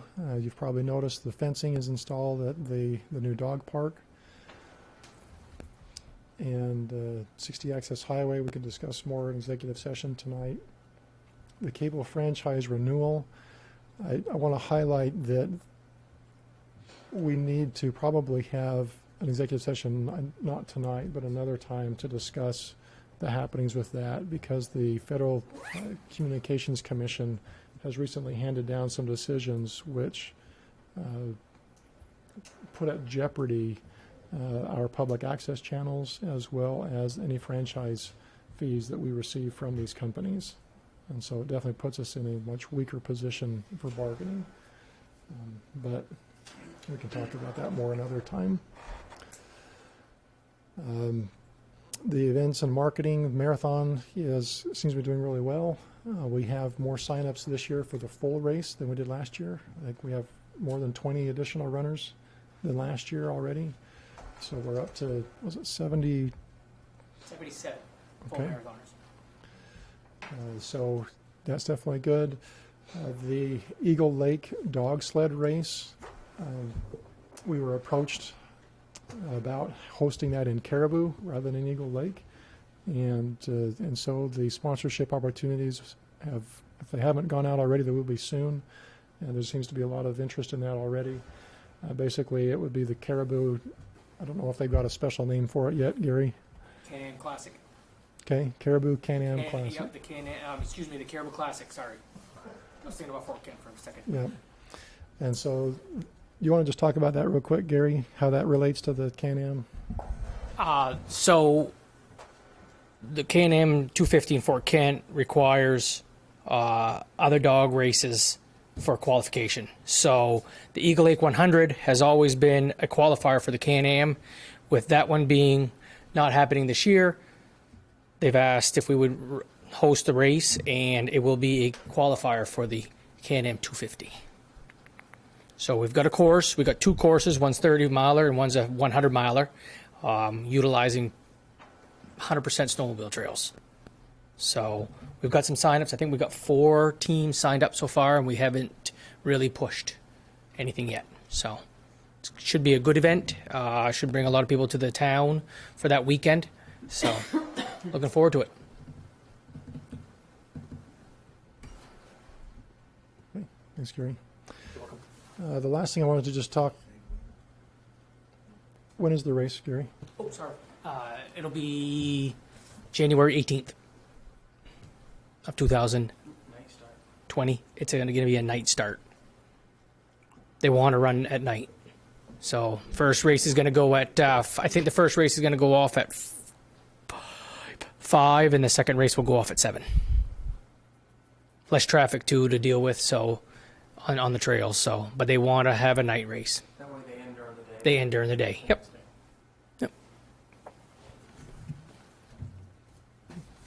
The last item I wanted to just bring up with the council and get your direction on it is the City Hall office hours. We have winter hours and summer hours, and the first part of September we'll be converting to our winter hours, which have been typically 8 to 5.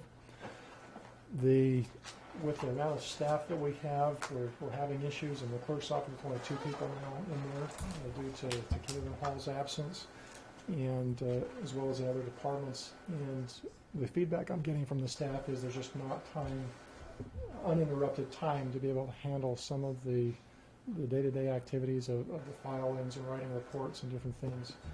And so what I would like to recommend is that we have the City Hall building open 9 to 5 to the public. The staff time would remain the same, 8 to 5. It would give the staff an hour of uninterrupted time. They could still answer the phones if they really wanted to or felt that they needed to, but at least they would have an hour of uninterrupted walk-in traffic time where they can get some things done. Just wanted to see if the council had any feelings or questions about that. So I could just, if this would be a temporary fix until we were able to get our staffing situation in the clerk's office back up to a staff of 3 instead of 2, I believe. If we have the full staffing in there, we certainly could open back up again at 8. But it'll be a trial for us. And we'd be able to look and see, does it really help with productivity and the staff operations? And we may come back and say it seems to work really well, and maybe 9 to 5 is a good fix overall. How many customers do you have in that window prior to 9 a.m.? I don't keep tallies of how many customers we have in that hour.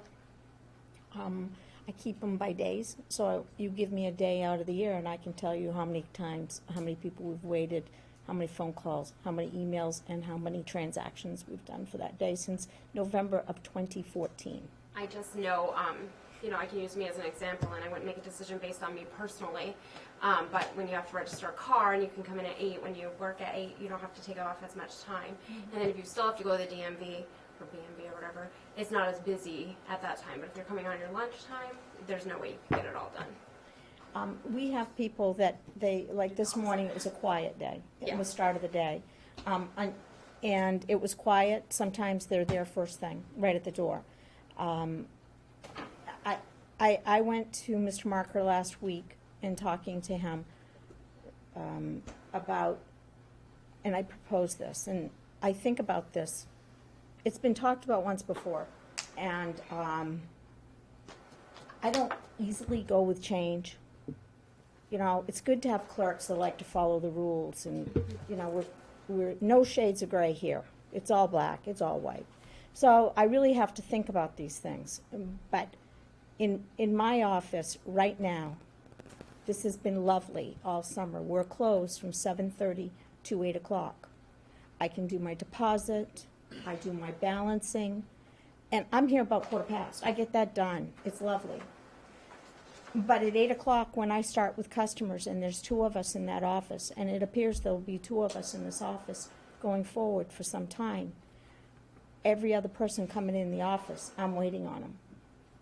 And we want to give the best customer service that we can, but there are things that, to start a project, particularly as we go into election season, it's very hard to do things uninterrupted. And there are projects such as scanning vital records, which we do with, it's a boring clerk life, but we scan marriage records, and after 48 hours, we can dispose of those records. You just can't be willy-nilly and scanning and doing these things if you can't concentrate on them. And so I did go to Mr. Marker last week and ask if there's something that we can do. I mean, I will tell you, frankly, I said, can we be closed Wednesday? Put a door across my office. And then I said, you talked about maybe 9 to 5, maybe that hour, that would be a good thing. So he's bringing it to you. I know it would truly help in the clerk's office. But of course, it's up to Mr. Marker and the council. I understand that it's 5 less hours that the public is getting.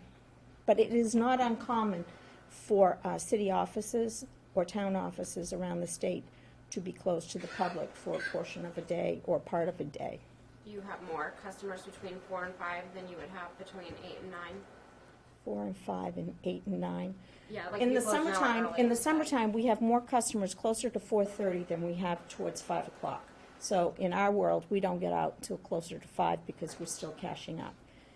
We do have customers anytime after 3. You start getting busier. Yeah.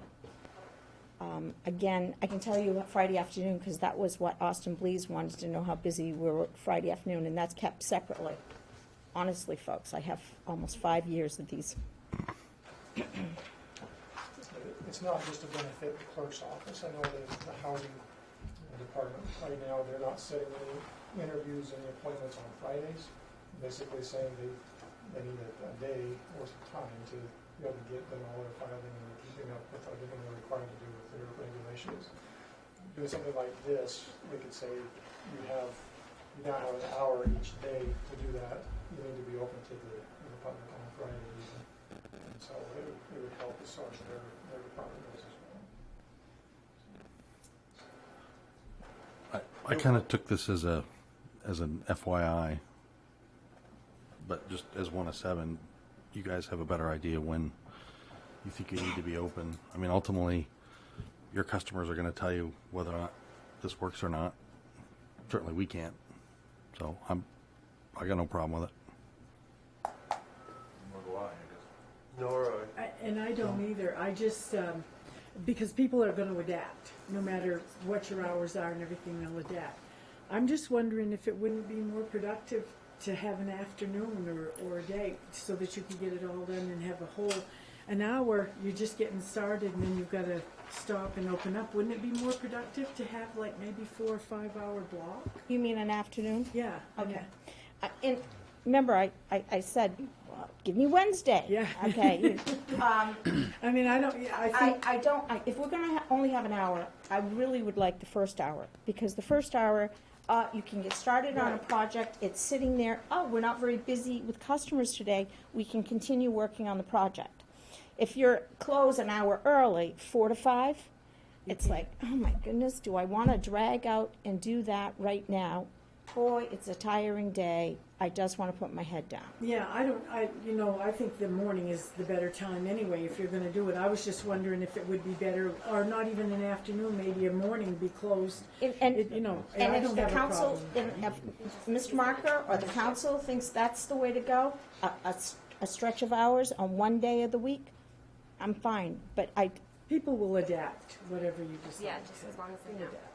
Yeah. So I'm agreeable. Just wanted to make sure the council was aware of it, and if you had any major misgivings, we could revisit it, but if not, we'll just leave it on this.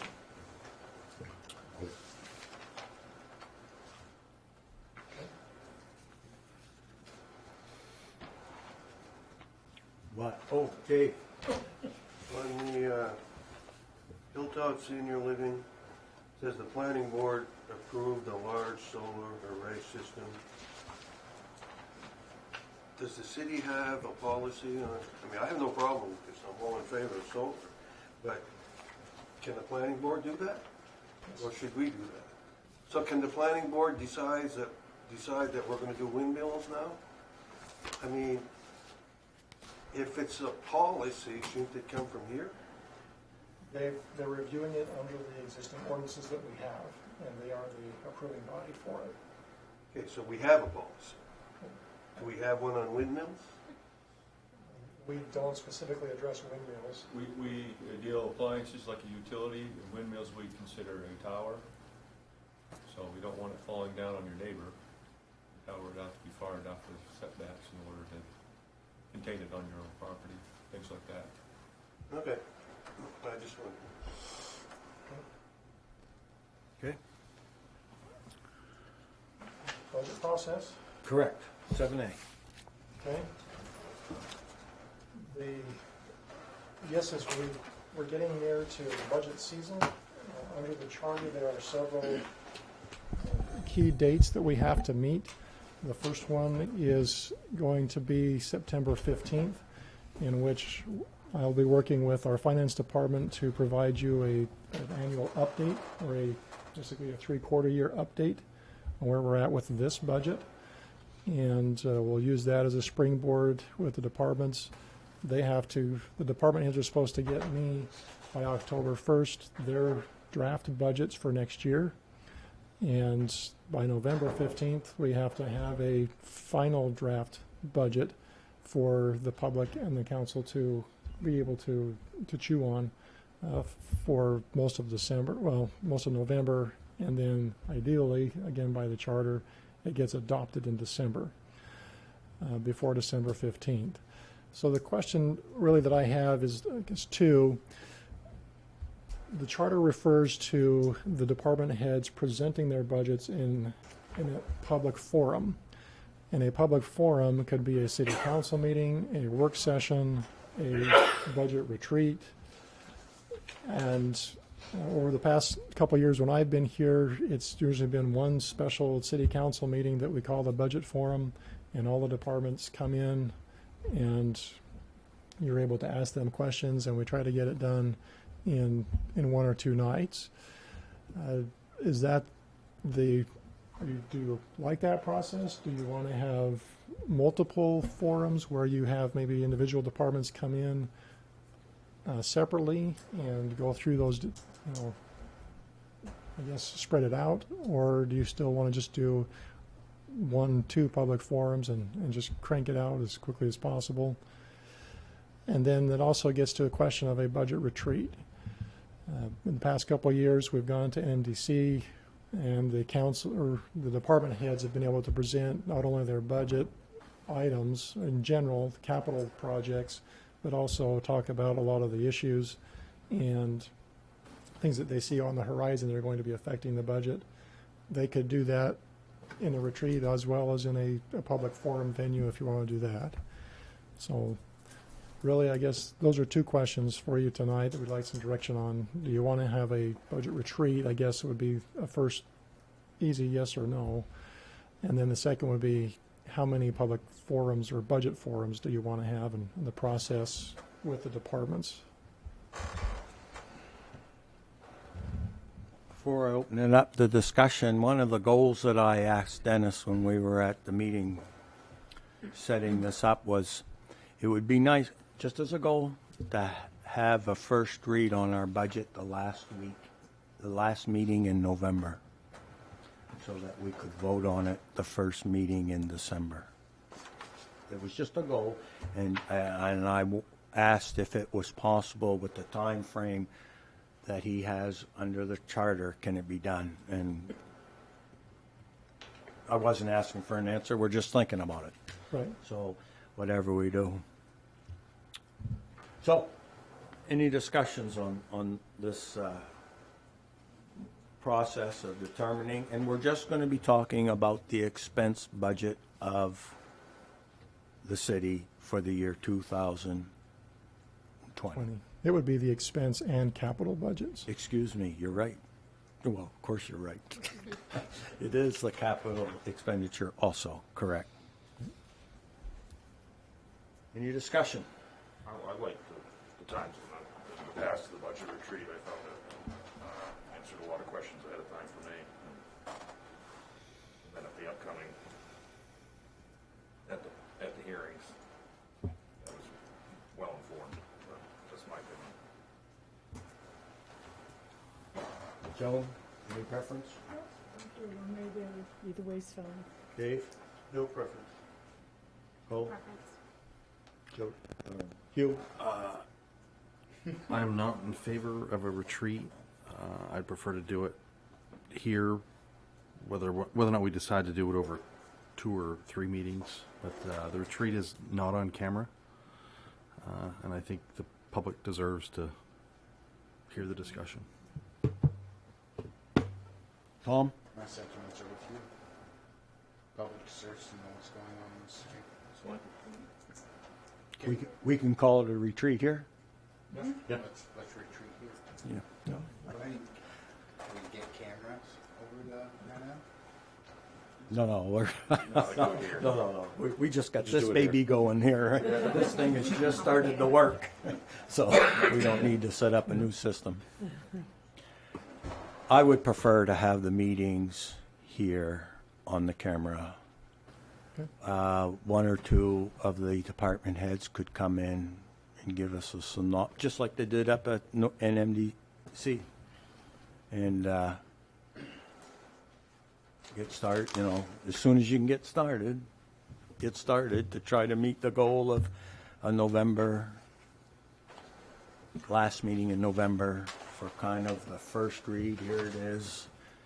And we all have 2 weeks to brew over it until the next council meeting. Yep. Okay. So in your packet, there's a Gantt chart that kind of illustrates the overall timeline and some of these key points. And what you're really looking at is within the confines of the charter and what they're telling us we have to have. You have 3 city council meetings where they could come and present in a forum type of setting. If you want to take those 3 council meetings and have a portion of them allocated towards certain departments, we could spread it out amidst other activities or other action items that are necessary. Or you always have the ability to call special city council meetings and work through just the budget items if you want to do that. So, again, it's just additional things to think about. The first steps really is for me to start working with the department heads and having them begin preparing their budgets. And then as we get closer to that and as we start to see some of them are coming together faster, we could then present those to the council and say these ones are ready for a forum and discussion. Do we break it down? Tonight we're going to talk about departments, and another night we're going to talk about capital improvements. Or do we talk about capital improvements when the departments come the night for their operating? I would recommend they do that the same night. Okay, very good. Yeah. Okay. Any other questions or comments? Just reverse engineer it and tell us when we have to start going through the process. Okay. Okay. We'll get things started from the department head side, and we'll try to get some things to you as soon as we can. Okay. Thank you. Any other questions or comments before we leave this item number? Okay. Reports and discussion by mayor and council members, 10A and B, they kind of go hand in hand. Caribou General Plan Update and new public safety facility options. Ken, did you have anything on the general plan update?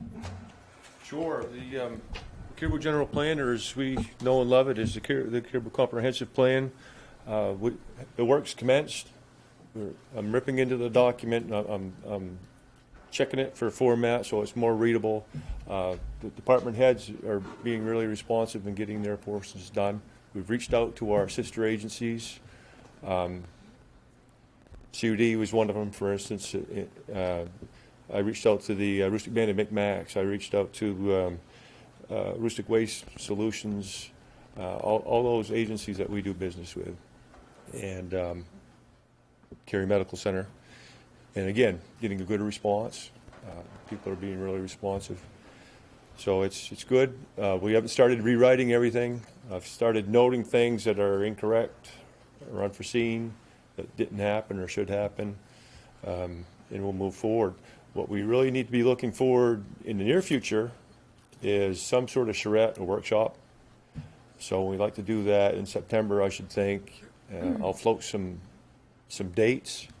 We'll figure out whether we should do it on a Saturday or maybe conduct it on an evening sometime after the second or third week between council and planning board, somewhere in the middle where we can find some free dates. So that's kind of my report on that today. Any questions?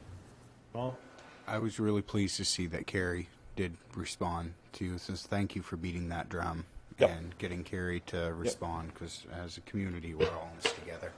And I appreciate that, Ken. Yeah, they also had a very good update in the annual report, but it's a year old, so we want to follow up with the new stuff. Sure. Yeah. Thank you, Ken. Welcome. New public safety facility options. I put this on the agenda because last council meeting, and correct me if anybody from the council if I'm wrong, I kind of got the indication that there isn't this grant money that we thought was out there for a combination for the building of a new fire station, which Certainly not to the amount that we thought we could get through USDA. okay. There are other grants out there, but not that would probably cover 50% unless we were able to get a federal earmark, which are very hard to come by these days. But I also got and correct me if I'm wrong, but I also got the indication that there was a need to keep stepping forward. Nothing's dead here. We just got to, there's a hurdle. And so I put it on the agenda to ask the council's opinions of what's our next step in the progress of it. And I have my own opinions, but I guess I'd like to, and I don't want to pick on anybody, but Joan and Dave, you've been very active in this process up to this point. And I hope you continue, not that it was over, but so you have any ideas? Or because we went into it with a certain idea, and like everything, things didn't quite work out. The committee voted to go for the whole package, but I think the committee voted for the whole package, thinking we're going to get $3 million here and $1 million there. And if that's not going to happen, I personally would like to see us go to the voters for a police station at Birdseye that could in the future accommodate an expansion by the fire. I don't know what the police prefer if they're by themselves, but do you have a preference? You don't have to. You'll take it. We'll take it. That would be would be probably the best solution for where we're at. But again, having the capability to expand does add how much, $1 million maybe to the cost. So Absolutely priority. We need a new police station, no question. And I think if we get a standalone police station, we absolutely should make provisions for adding on at some point. Having said that, I'm wondering if we could at least get a sense of what, if we did go for the whole safety building, and he's right, that we did that with the thought that we were gonna get a grant for maybe 50% of what it was gonna cost. So, say for instance, it's $10 to $12 million. What I would like to see is a number,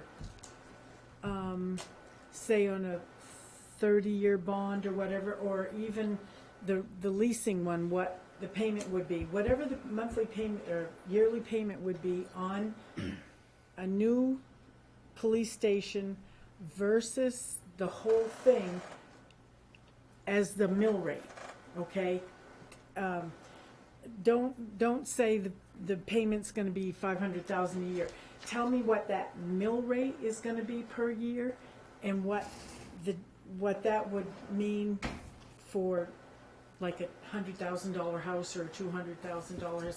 I keep going back to several years ago when they built the rec department, okay? And I think Gary, maybe $5 million, was that a five? I know it was Kathy at the time, but I'm thinking that was something like closer to 3.5, 3.5, 3.8, I believe. Okay.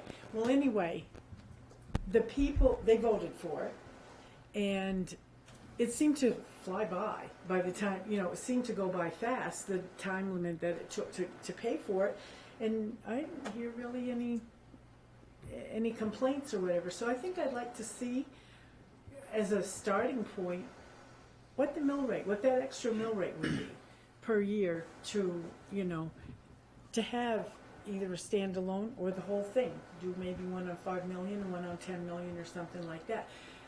Because I heard a rumor, and I'm not sure, Scott, but are you having problems with the insurance company and the fire station as far as keeping your insurance? I don't handle the insurance. All I know is our walls there's some tie problems, so they're looking at it right now. Okay.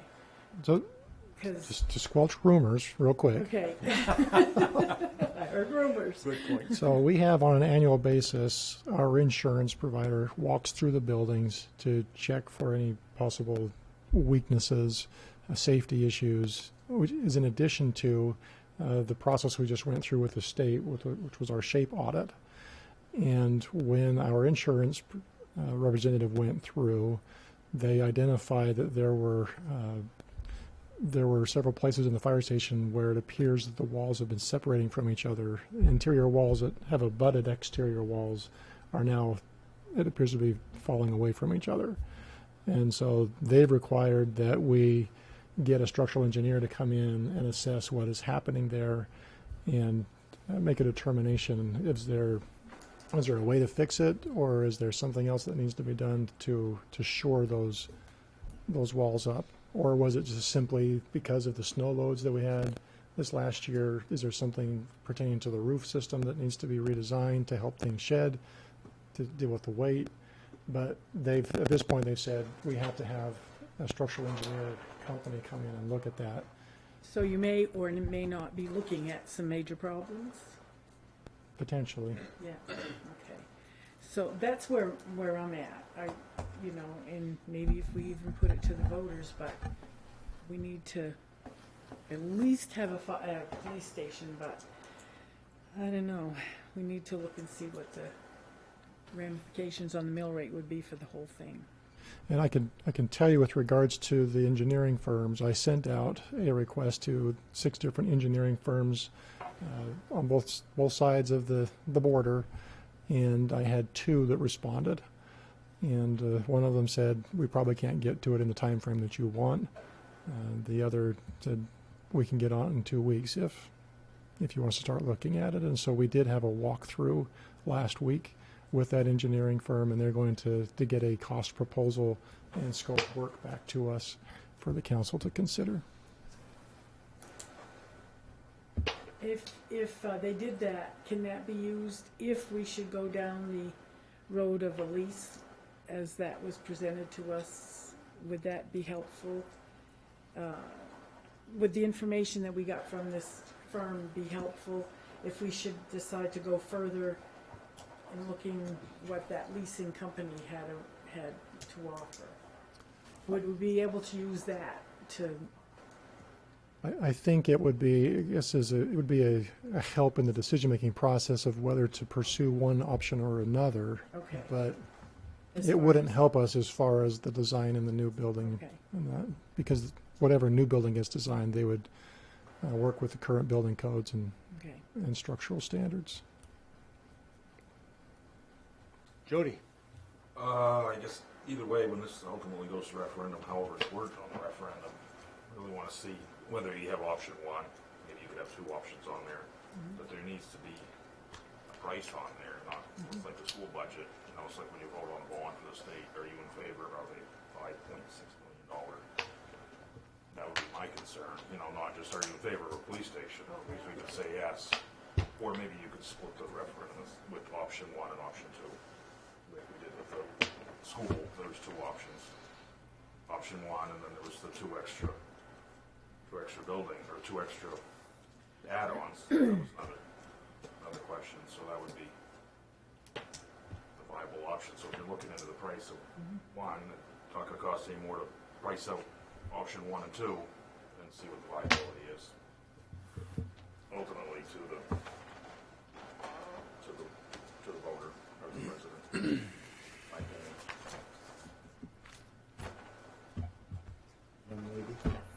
So again, it's really impossible to make a decision without having numbers, obviously, and we all can want the sky, but the reality is it has to be affordable. If we are looking, and I wasn't part of the original meeting, so I don't want to beat an old hat bringing up stuff, but if we're looking at just the police department, is there really a location that we could renovate and put there with all of these vacant buildings rather than starting over? I mean, obviously a new building would be nice, and I know that it was not cost effective with the fire department, but there's likely less renovations needed for a police department. So if that's more cost effective, I think we should look at it. We did that. We did. Well, I know, and I said I wasn't part of that, but I think initially it was for both combined, though, correct? 60 Access Highway, we did. For that. combined or just police? Both. We did both, yeah. And the National Guard place and 4 or 5 other. I agree with Nicole. What part did you agree with her with? Well, just looking at options for the police station and moving forward, there might be other opportunities for locations that maybe weren't captured in that time frame last year. Paul, we have to be fiscally responsible. We have to do what's best for our community. We have to do what's best for the money that we have. We've got to look at we've got to look at the outlook at this thing. We got to see if it's feasible, if we can spread it out over years. But I think that there may be some properties that we missed the first time that are coming up. I think we should definitely just rethink this, because a lot's changed since Joan, Dave, and I sat in that meeting. So. I just had one other quick comment. If I know it was recommended to use the bird's eye site, we just built a police station to make it allowable to add fire, but couldn't they be two separate buildings on the same site, and maybe that would be more cost effective in the future rather than making it able to be renovated? Because the site is large, so you could have like a park. Would the CAD system still work if you guys were to share? It wouldn't work two separate buildings. It'd have to be in the same building for that CAD system to work. A lot of the cost savings came from having one power, one water, one sewer, one heating source, one CAD system, one instead of two separate. That was the long-term savings of one building. Just run an extension cord over. What's happening? We got dinged on a few of those. Did you? Yeah, we can't do that. Get rid of that. We tried. No, horrible. Did Did you want to say anything? Dennis, Mr. Marker, would you like to say anything? That was the wrong way to phrase that. Would you like to say anything? The process that the Citizens Advisory Committee went through was pretty exhaustive. There was a lot of information that was looked at. There were a lot of properties that were considered. Certainly things have changed in the year and a half that we started that process. And we can go down this route in pursuing only a police station if that's the direction the council wants to go with options to expand. I fully understand the position of we thought there was going to be all of this grant money out there, and it's where it's not there. How can we pull back a little bit and address the priorities that we have and the needs that we have?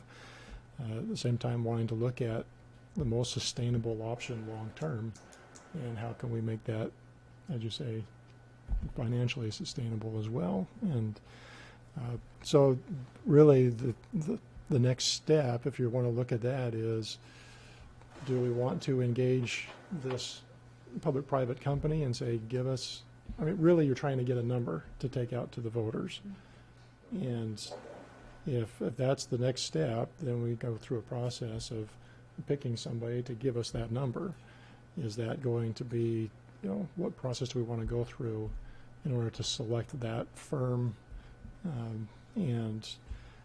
Having dealt with this before, we could certainly work up a criteria of qualifications that we want to see as a minimum, experience that we want to see, capabilities, timeframes, and we could put together a selection group that's involved with that. We could even tap some of the members of the advisory committee and pull some of that together and move it forward.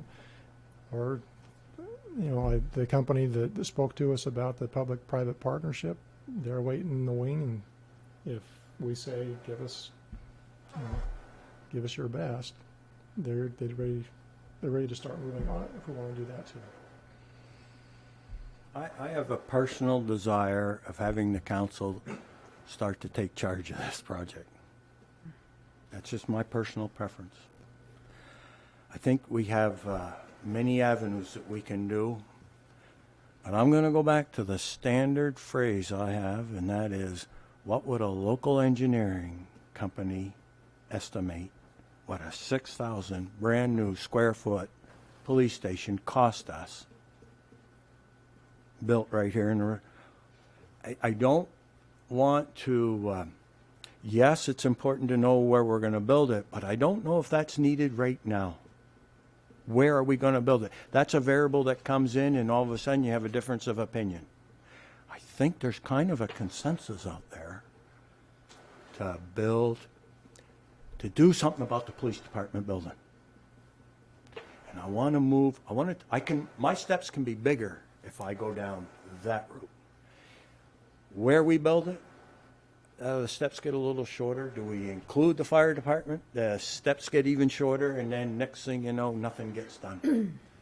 And I have the fullest confidence that our police chief could sit down with a local engineering guy. And I want to say this. You would think, no matter what option we take, it's going to probably have to go to the voters. I don't think we're going to save enough money to pay for this without going to the voters. And I would think that we as a council would want 7 unanimous votes, so that when we do go to the public, we all say, hey, we've looked it all over and we think this is good. And we encourage you to vote for this project. Does the first vote have to be everything that we wish we could have? No, the first vote could be a step toward achieving the ultimate goal. So I'm just I would hope that we could just find someone local. I hope you made mention the other night that traditionally you build something, and then depending on how much money you have, you take things away. I build things the opposite. What's the minimum? Mm-hmm. that I can get by. You got to meet standards. You got to meet, and I know this is going to sound funny coming from me, but if recruitment's a problem, I would think your office space might have a tendency to attract more people than some piece of hole in the wall somewheres. So if recruitment's a problem, then you want to meet that kind of a standard. But at the same time, we all got to go to the voters on it. A local gentleman or woman, person, could do it. Give us an idea. And I know people that build houses and would have an idea what things cost and could sit down and generically figure this out. It's just one path. It's not the final path. It's not the do-all path. Now, if there's another committee out there that would like to grab the bull by the horns and say, well, whatever they come up with for a building over here, where are we going to put it? That was already decided too, unless you want to go back and revisit that, but the committee already did vote on. I've heard some pretty good ideas that the committee didn't, and they just came recently, and maybe it's just a refresher now for the committee to go over it one more time. But if there wants to be a separate committee, but they're separate, I mean, where it gets built and what it looks like, I think can be a call without knowing what it looks like, other than it's 6,000 square feet and you bring in the part, well, future plans. I really would like to form a committee. Loring Air Force Base closed, and they said if you wait 5 years, the base will be back just the way it was. 4 years into it, I said, this isn't working at all. So I came up with my long-range plan, and it was took me about Gloria and I 3 years, and we published it in 1999. And it has all the dreaming things that I hope to have someday out there. The airplanes will be full. I started out with the water slide. Well, guess how far I got with that? I had to revert. I had to say, no, that doesn't make the plan no good. I'd like to set up a committee because I cannot believe, for security, efficiency, that at some point in time, we wouldn't want to have a police department, a public work, a fire department, and a city office all in one complex. It just seems like to me the most natural thing to go for. There is no way we can do that over the next 2 or 3 years and pay for it all. But that doesn't mean you don't dream. Right. Don't we have something from Port City Architects? Don't we have some drawings or something from them when they first started with some they've given us some renderings of what their design would look like. Let me pull up a PowerPoint. Well,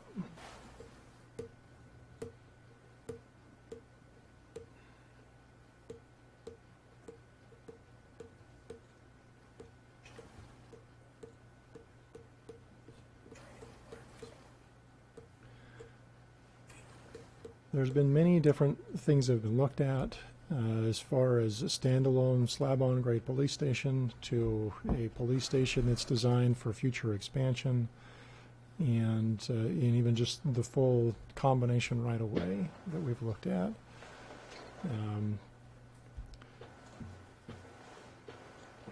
Because you've met, haven't you, Mike, with Port City and told them what you need, you know. Yeah, we both sat down separate. Yeah. And told them what you need for. What we need going in the future. And the word is need, not necessarily want, but what you told them what you want, what you needed. We suggested was just needed. It wasn't. Right. So one of the options that they presented was this option of one big combined facility that had the police station utilizing half of the main floor and some of the garages on the bottom floor, and then having garages and locating that on the bird's eye site. this option B that they looked at was a phased approach. You build the police station on top of the garage areas that in the future would become bays for the fire and EMS as well, and you add on to that building as a way to help with that. Some other things we looked at was where would you build just a police station, and we looked at, is there some efficiencies between the courthouse, the county courthouse, and our jail? If we were to occupy 3 properties right next to the county, could that help us in some of our processes and handling prisoners back and forth or whatnot? And of course, the bird's eye site was looked at as well. So there are other options. I mean, we can certainly come back and look at all of those options. It really is when you look at what is the minimum that we need for a police station, we're looking at what are the realities of the law enforcement world that we live in now, with how to handle prisoners, regulations on how to handle children that come in versus women versus the men that come in. How do we handle prisoners for interrogation, for testing of drugs, handling of evidence?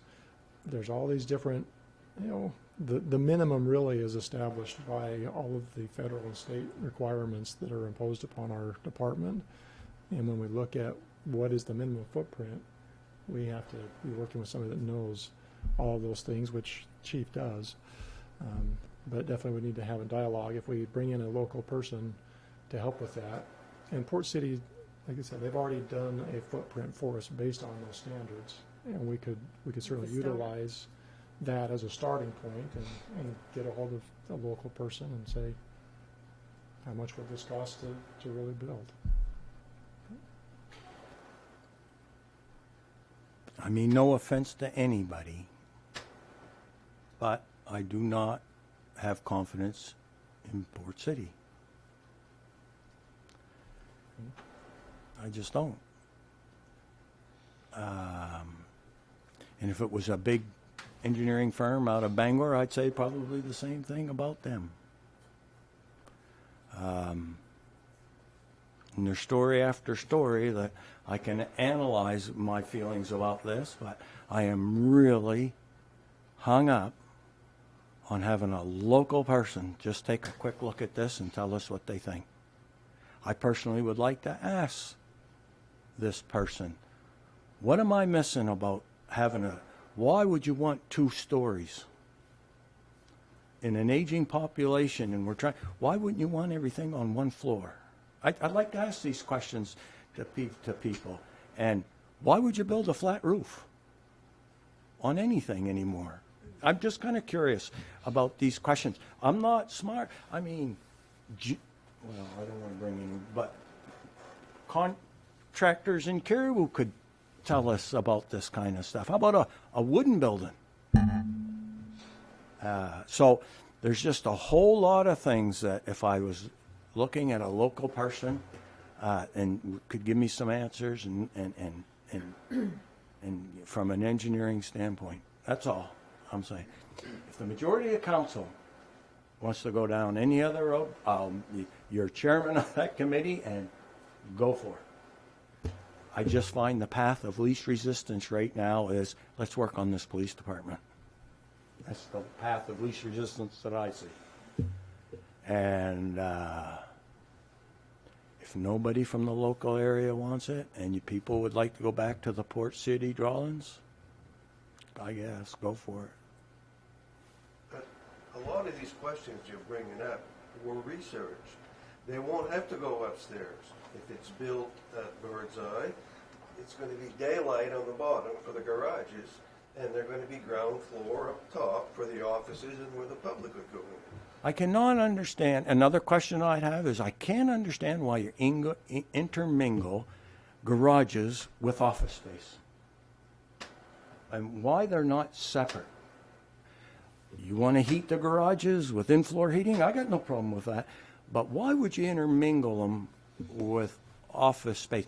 Part of the process ought to be, I would like people to think about, okay, we're on this road and we're going to build a new police station. But suppose 10 years from now something comes along and we can combine them because there is grant money. I'd like to have a building that we can now sell. A slab, 6,000 square feet, suspended ceiling. You can do whatever you want with the walls. The jail, you got to work that out. However you make a jail. I don't know, but it ought to have a sale value. I think it's going to be real hard to sell this place when we decide to move out in the future because of the steps. Just that simple. It's not conducive as a selling point in an aging community. So there's a lot of things I'd like to look at this process. And once again, I'm not going to offend anybody, but if that's the wish, the majority of the council wants to go, we can form. You can start. That's fine with me. I would be interested in tackling the police station standalone. What's a local engineering guy going to come up and say, talk to us about? That's my personal preference.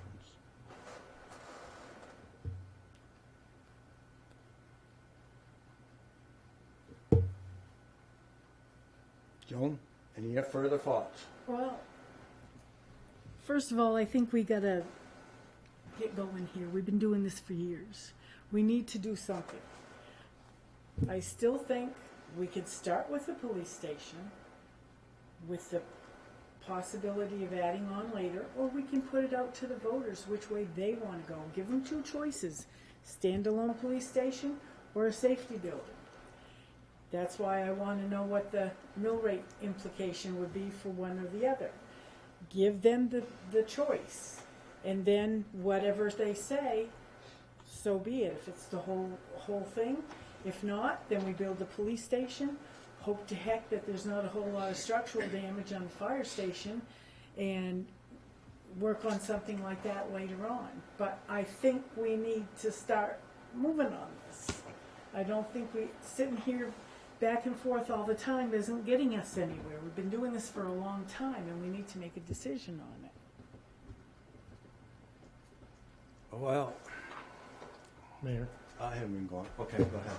So would you like to form a committee, having one of us counselors be the chair of the committee to get this process started? Look, the process that I had envisioned was, Dennis, over the next month, can you go contact some local engineers and just tell them what we're talking about and see what it would cost to come in and talk to us?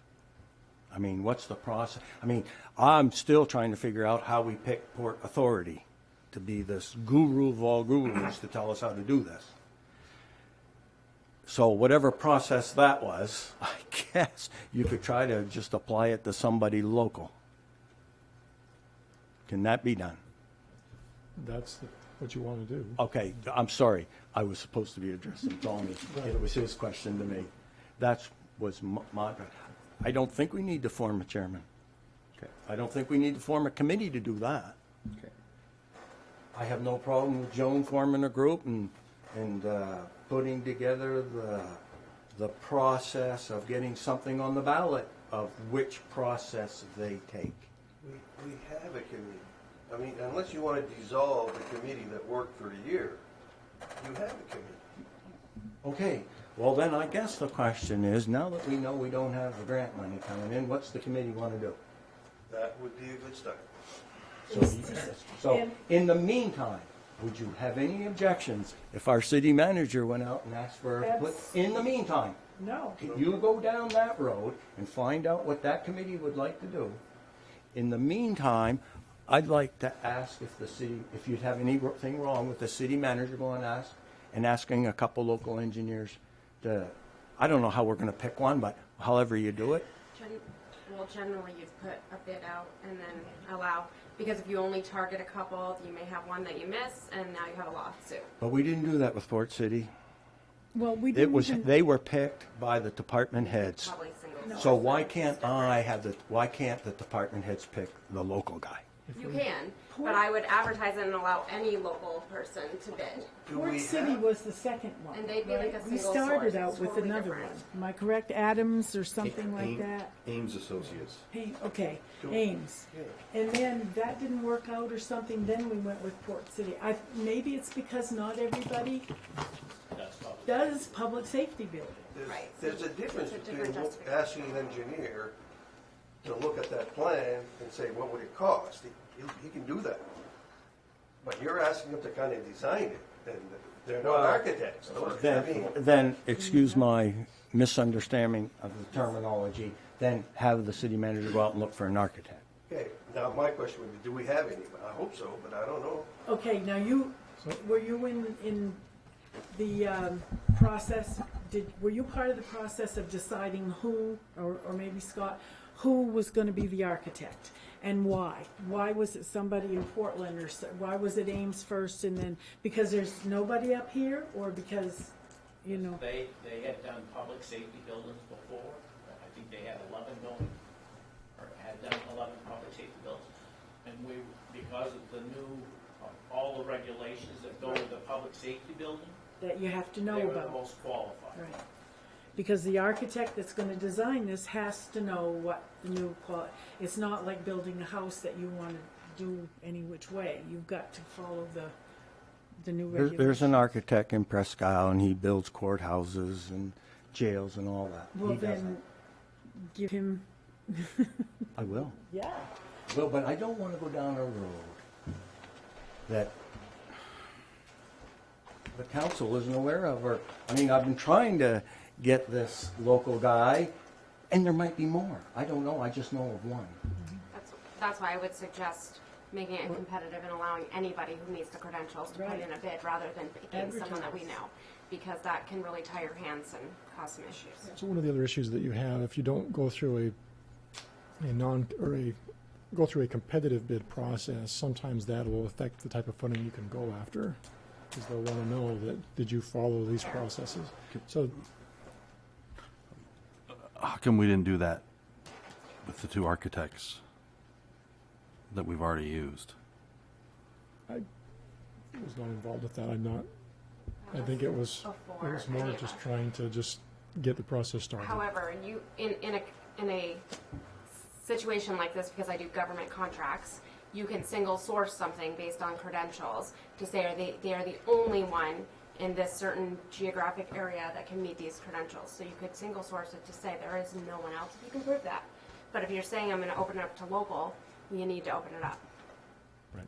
You can't single source it then. You can't ask certain people. And we could use what's been done as a jumping off point, and we'll say we need somebody to double check these numbers and get us with this. If we're going to build this building here, again, we don't have full designs on the building, so at this point it's all just very preliminary. All we have is a footprint, really. But say we want to know, are there any architects out there that are willing to come and look at this? And still, we're going to ask, what are your qualifications or your history with public buildings? And we can put in there in the advertisement, we're going to give a preference to local people. You can do that. And just send it out. Place to and start. see what happens. The very first meeting when I got back onto the council was Port City sitting there, and they showed up with a bunch of drawings, and they presented, and it was like, I don't know exactly, $9 million. It started out at 8, now it's up to 10. I'm not sure where we were. And they just said, rough guess, $9 million. We never paid them. They did that all voluntarily. And then there was a vote that night after they made their presentation. Okay, now we can go back and we'll draw a lot and tell you how much it's going to we're going to narrow it down even further. Right. I guess I'm confused on why we can't follow that process this time. I'm just asking for the continuity of how this thing is gone. We can follow that process, I would say, with the exception of how we go through the selecting of the group or individual that's going to be doing that for us. Oh, okay. Yeah, and that's why we voted that night for Port City. But to get the ball rolling, they showed up with plans. And that wasn't a bid process. I have no problem with going through the bid process right off the bat, to be honest with you. I'm just kind of confused. No, we're not going to ask for a full redesign at this point. If we're just trying to get a number on a simple plan. Simple plan. Right. And some generic requirements that the chief will tell this person. And Just to let you know, in the police world, there's not too much generic. Right. Everything's specific now. whatever the specifics you have, you can relay. But I'm very confident he knows them already. So generally, He already knows them. But by all means, I mean, yeah. I don't know how we generally do, but generally you'd have a bidders conference and everybody would receive the same information. So at the same time, ask the same questions, and Right. and it keeps it fair. We'll put a bid package together and give everybody opportunity to review it, ask questions, and we'll have a bid meeting. And like We you are? said, that's the Is that process. where you want to go to a bid meeting, right? This is, Well, that's where you give them the information. A bid meeting for the architect. So they all get the same information to say, these are the specifications that we have, and we're not giving one different information than someone else, because then that could become an issue. So they all get the same packet of information.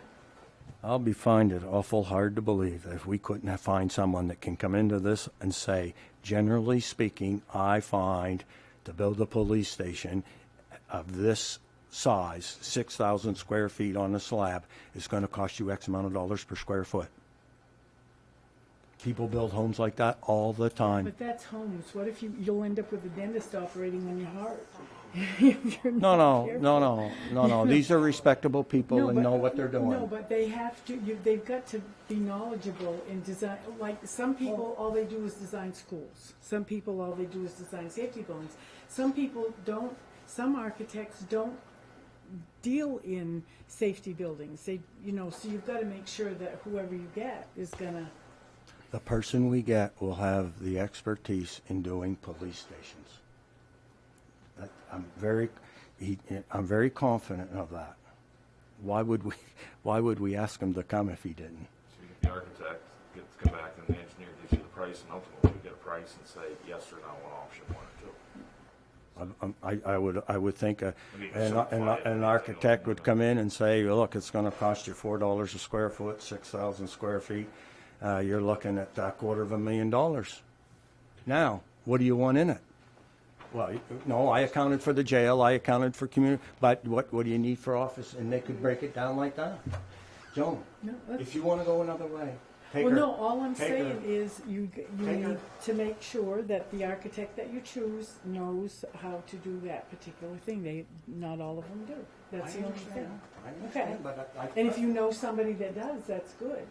But that's why I think that maybe they went to Portland or whatever for these architects. But I think it's a good idea to advertise in the paper and lay it out what they're looking for and see what we get. See who we get that wants to do it. Tony. Chief Gahagan, do you have certain specifications written down on a piece of paper, the requirements for your building? I must have somewhere the process. So yes, Chief Susi, do you have the same? Give that to these people. Get the architects in here. Look, 5 years ago I didn't know how to write a food safety book. Probably neither did Mark. Well, maybe he's a little older. He probably did. But they're architects. They went to school for this stuff. I want to bang my head through the wall right about now. Let's get this down and get it over with so we can get these poor people into some place where they're not in a dungeon. Well, the manager's gonna, I said it from the beginning, I want the city council to take charge of the project, so how do we direct the city manager on this particular issue? We know we have Dave and Joan, they're gonna go back and ask. Well, the manager heads that committee, so he'll set up a meeting and we'll go and that they'll go to that, which will ask, what do they wanna do? Is that where we're gonna, is that what we're doing right here? And go with what Joan said. What are the architects gonna say? Send it out to bid or whatever, and and then What are the architects gonna say about what? What do you wanna know from the architect? we want to know how much it's going to cost. What can we get? What is the bare minimum? What are luxuries? What are wants versus needs? Police station versus full Police station versus fire station. And then do we have the option of building on the fire station when more? Then I am gonna sit this one back. I'm gonna sit back and I'll let somebody else take charge of this. And I'll support your process all the way. But I have other, if you've. Those are too many small steps. Too many small steps? Way too many. We don't even know where we want to, I just want to know what a standalone building's going to cost for the police department. But that was pretty much all done in the committee. We had prices, and we had prices for a little tiny station down by the. From one architect. And if that's how you. Yes, one, and then we went, yes, exactly. And if that's how you would like to go, then you can take that ball and run with it. I came at this just like you have when you said we got to make sure that the person knows about police stations. I come at this with I don't have the confidence in Port City. So anything you use from those people, It doesn't have to be. That's why we. I'm not in favor of It it. doesn't have to be Port City. It's just they've got some renderings, but put it out in the paper and see what we get back. See who we get back to offer that can do it. I don't know. I don't know who's out there. But if Port City has built 30 of these in the state, we could talk to a few people and say, how did it go? So did the first contractor. They've built buildings like that. They've built public safety buildings. Bangor, people in Bangor, they have. I'm not talking about building, I'm talking about designing. Designing, I know, they have. So why did we switch? When the first one is going Okay, go ahead. I'll tell you what I think happened is the police department really needs a place, and they took it upon themselves to research it, and they ended up going to the people. I mean, who builds public, and that's how it happened. That's how I see it happen. Yeah. And when it came to the council, they kind of had all that stuff lined up. So that's how it happened.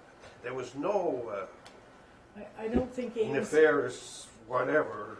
I think Ames was just not giving them the information in a timely manner, and so that's why they went to another. So at this point, if I might, we'll reconvene the advisory committee, give them the update on the funding aspect of things.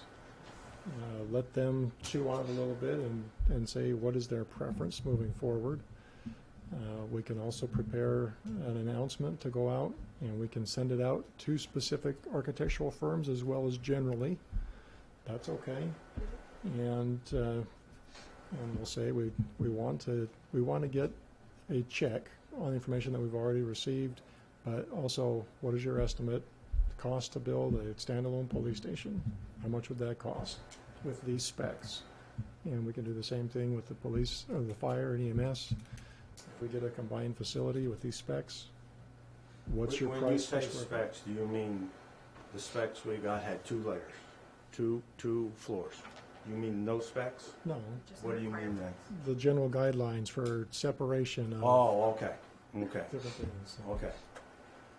And certainly if we're looking, if the council just at this point wants to see a price per square foot for this type of facility, that may be something we can just contact different engineering and architectural firms and say, if you've built these recently, what was your price per square foot? I mean, if that's all you're looking for, we can find that real It's a quick. start. You know what? That's just one big step forward. To look at a police station standalone, what are your specs? What? That's my. There are people out there that could give you a per square foot guideline without looking at anybody else's plans. Is in my opinion, and they're local. So. First step, the advisory committee, and I'll work on numbers and getting an advertisement out for A presentation. for the presentation for a different architect to begin working on the project for us. concerns me that if we don't start taking some steps forward here, it just multiplies, because this building isn't going to be around long. And that if we go too quick, the voters are going to turn it down, and we haven't accomplished any. We're back to square one. No police department building. That's what my fear is. Right. So we'll go down this road, and I'll take it as best I can. But I'm a very conservative person. But I do believe that we need to start taking some steps here. Holy, I don't know why that just gets under my deal. Any other questions on this subject before we move on? Can I just make one comment? Go ahead. Yes, you. If the thought process is to take this to the public to be voted on, why don't you set the date next year that you want to vote on it, and you work your way backwards from that. So you know you have to have that decision if you're going to go to the ballot by a certain date, and you just work towards that date. Because the thought process was it was going to be voted on this November, and it's not going to be ready for this November. So do we want to, does the council and the committee want to work for the June primary? Do you want to work for the November 2020? Do you want to do a special? I mean, I'm going to even be having a presidential preference primary in March. So I've got 3 major elections next year, or we do. We have 3 major elections. Take that time frame, and I can't tell you what the deadline right now off the top of my head to put that on the ballot, but I had it set up and gave to Mr. Marker having to do with the River Road. And I want to say it's right around like September 6th, which is like 60 days before the election. So you would think about that. If you want to do it for the June primary, you got to have it 60 days ahead of that. You want to do it in November, you got to have it ready by September. Well, I would take that one step further. If you Okay. want to have this building under construction, spring of 2021, then you're going to have, you can work it backwards that way. You're looking at a 2-month bid process, typically a 6-month, 5 to 6 month design process. And so you're looking at probably May, if you would be the latest, if you want to have the voters looking at it. I'm not looking at a time frame right now. Okay. I'm not looking at money right now, other than I got to keep it kind of tight, as tight as we can, in order to get as many votes as we can to get this thing to pass. So I'm going to wait and see what the committee says, the advisory committee says, and if they want to put it out to a vote. I mean, Port City came in with a $5.2, I'm ballparking, $5.2 million to build a standalone police station. Excuse me? No. They don't cost that much. No, they do not. And if they do, we can't afford it. So it's just life. Now, creative minds can come up with something. I'm very confident of that. But if they want to put something on the ballot, No, go just, for it. Just trying, Mayor was just trying to give you Yeah, I the appreciate that. deadlines that you think about 60 days before an election. I think it's an order that has to be to put it on the ballot. Well, We'll bring all this back to you when we got some information. okay, thank you. Any other comments or questions on? I lost my agenda. We're near the end. Thank you very much. Reports from the officer, staff, and boards and committees. Any? Yes. Nomination papers are available for the November election now they're due September 6th at 5 o'clock. We have 2 openings on the council, 1 on the RSU and 1 on the Jefferson Carey. We need 25 good signatures from registered voters in Caribou to be able to serve. So if you have any interest, please come into the city clerk's office. The other thing I might mention, if you call city office, we do have a new phone tree, and please listen and select the proper option, because taxes is not number one. It's another number. It's not number one.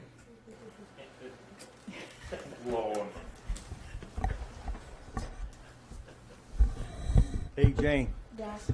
They called the police department and said my donkey didn't have water. I said, no, it's right over there in the dark corner. 2 days later, someone else called in and said the donkey didn't have water. I says, it's right over there in the corner when the police officer came out. And after about the third trip, I said, instead of the police officer, why don't I just make a great big sign that says the water's right here so nobody complains? Taxes are number one. If people think they're number one, make it can't you make it number one? Oh, I don't have control of the tree, but it's not number one. So please, I think it's number 4. That's 4. Well, then you'll get misplaced phone calls.